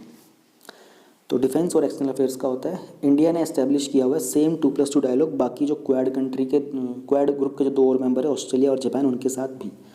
थर्ड जो मीटिंग हुई थी उसमें साइनिंग हुई है बैका के बारे में और दोनों का जो बायलैटरल रिलेशन है उसको स्ट्रेंथन करने की बात की है। कुछ स्पेसिफिक डिपार्टमेंट थे, टेक्निकल कोऑपरेशन अर्थ साइंस के ऊपर, न्यूक्लियर कोऑपरेशन में अपना अरेंजमेंट को एक्सटेंड करना, पोस्टल सर्विस में एग्रीमेंट किया है, आयुर्वेदा और कैंसर रिसर्च के ऊपर भी बात की, कुछ नई चीज़ें उनका ध्यान रखना। कोविड-19 पैंडमिक के अंदर भी दोनों ने बात किया कि अपनी कोऑपरेशन को बढ़ाते हुए चलेंगे। इसी के साथ में इन एग्रीमेंट्स के साथ कुछ इश्यूज़ भी आ जाते हैं। एक तो होता है रशिया फैक्टर। यूएस चाहता है कि इंडिया जो है ना वो रशिया से थोड़ा सा दूर हो जाए क्योंकि यूएस को डर है कि इंडिया हमारी टेक्नोलॉजी को रशिया के साथ शेयर ना कर दे। अब इस तरीके से इशू एक और क्या होता है कि इससे यूएस की जो आर्म सेल्स होती है ना इंडिया में वो बूस्ट होती है। तो क्रिटिक्स होते हैं, जो आलोचक होते हैं वो ये एक्सप्रेस करते हैं कि ये जो एग्रीमेंट है ना ये यूएस की जो आर्म सेल को है ना उसको बूस्ट करेंगे इंडिया के अंदर, ठीक है, जिससे यूएस की इकॉनमी को ज़्यादा फ़ायदा होगा, अमेरिकन वर्कर्स को ज़्यादा फ़ायदा होगा। इंडिया की जो पॉलिसी है ना स्ट्रेटेजिक ऑटोनॉमी की, हमारी जो फॉरेन पॉलिसी है कि हम लोग ऑटोनॉमी क्रिएट करना चाहते हैं अपनी, ठीक है, इंटरनेशनल रिलेशंस को लेकर के, वो कहीं ना कहीं हिंडर होती नज़र आएगी इस चीज़ के कारण, ठीक है। स्पेशली जब यूएस के जो बेसिस और पोर्ट्स होंगे इंडियन टेरिटरीज में उन सबको एक्सेस वगैरह मिलेगा तो कहीं ना कहीं कह रहे हैं कि इंडिया की ऑटोनॉमी इसमें डेवलप होती हुई नज़र नहीं आ रही। जब हम बात करते हैं क्रिटिकल डेटा के शेयरिंग की तो इम्प्लीमेंट करना कोमकासा को जहाँ पर हम लोग डेटा शेयरिंग करेंगे तो इंडिया की बहुत सारे मिलिट्री एसेट्स हैं वो पाकिस्तान को भी रिवील हो सकते हैं या फिर किसी और थर्ड पार्टी को। फिर लोगों का ये भी कहना है कि जो एग्रीमेंट्स हैं पर्टिकुलरली जो लिमोवा है ये बहुत हद तक यूएस को फेवर ज़्यादा कर रहा है, ठीक है ना, क्योंकि वो कह रहे हैं कि इंडियन शिप्स जो हैं वो तो रिफ्यूल करने के लिए जाएंगे ही नहीं यूएस पोर्ट के पास, लेकिन यूएस के जो शिप्स होते हैं वो तो मूव करते रहते हैं, इंडियन ओशन से भी क्रॉस करते हैं, पैसिफिक में भी अटलांटिक में भी, पर इंडिया के तो इधर उधर ज़्यादा जाते ही नहीं है, तो इंडिया को ज़्यादा उतना फ़ायदा नहीं है जितना यूएस को है। कंक्लूजन की बात करें तो जब से वो सिविल न्यूक्लियर एग्रीमेंट हुआ था 2005 में, इंडिया और यूएस का जो डिफेंस कोऑपरेशन है ये एडवांस होता जा रहा है बहुत रैपिड स्पीड के साथ।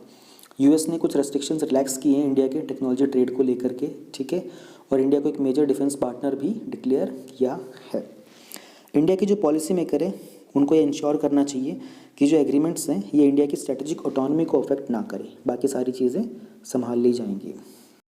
इंटरनेशनल रिलेशन का हमारा जो लास्ट टॉपिक है वो है आर्मेनिया अज़रबैजान का कॉन्फ्लिक्ट। आप सबको पता है कि यहाँ पर एक वॉर लाइक सिचुएशन थी अभी रिसेंटली। एक बार ज़रा मैप की तरफ देखते रहो, मैप में जो आपको अज़रबैजान दिखाई दे रहा है ना ऑरेंज सेक्शन, और यहाँ पर भी थोड़ा सा दिखाई दे रहा है ऑरेंज सेक्शन, तो ये एक सिचुएशन है जैसे कि अपना पाकिस्तान है ना, पहले एक साइड जैसे बांग्लादेश पहले ईस्ट पाकिस्तान था, तो वैसा सा ही कुछ सिचुएशन है इनका भी, ठीक है। इनका एक पार्ट यहाँ पर है, ऑल राइट, और इधर से ईरान टच करता है बाउंड्री पर इनको, यहाँ पर टर्की टच करता है, ठीक है। अब टर्की है इधर, लेकिन टर्की सपोर्ट किसको करता है? अज़रबैजान को ऊपर से, ठीक है। टर्की किसको सपोर्ट करता है? अज़रबैजान को। क्यों? क्योंकि अज़रबैजान जो है एक मुस्लिम कंट्री है। आर्मेनिया के अंदर आपको आर्मेनियन क्रिश्चियन देखने को मिलेंगे, ठीक है। अब आपको जो रेड स्पॉट दिखाई दे रहा है ना, ये रेड स्पॉट एक्चुअल में बाउंड्री में तो अज़रबैजान की ही आता है, लेकिन यहाँ पर जो लोग रहते हैं वो रहते हैं आर्मेनियन सेपरेटिस्ट लोग। इसी जगह को लेकर के थोड़ा सा मुद्दा है, देख लेते हैं। अब ये दशकों पुराना एक कॉन्फ्लिक्ट है, नगोर्नो काराबख, इसको हम अर्त्सख भी बोलते हैं, इंटरनेशनली रिकॉग्नाइज पार्ट अज़रबैजान का है। ध्यान से सुना, इंटरनेशनली रिकॉग्नाइज पार्ट है अज़रबैजान का, लेकिन इसका जो मोस्टली रीजन है इसको कंट्रोल कौन करता है? आर्मेनियन सेपरेटिस्ट लोग, ठीक है। अभी अज़रबैजान की टेरिटरी है सोवियत एरा से। सोवियत एरा मतलब जब यूएसएसआर की बात चल रही थी तब उसका सेपरेशन हुआ था, रशिया वगैरह निकला था, तब से ये जो एरिया है रेड वाला ये पार्ट है अज़रबैजान का ही। मेजॉरिटी पॉपुलेशन नगोर्नो के अंदर किसकी? आर्मेनियन क्रिश्चियन की। हालांकि अज़रबैजान एक मुस्लिम कंट्री है।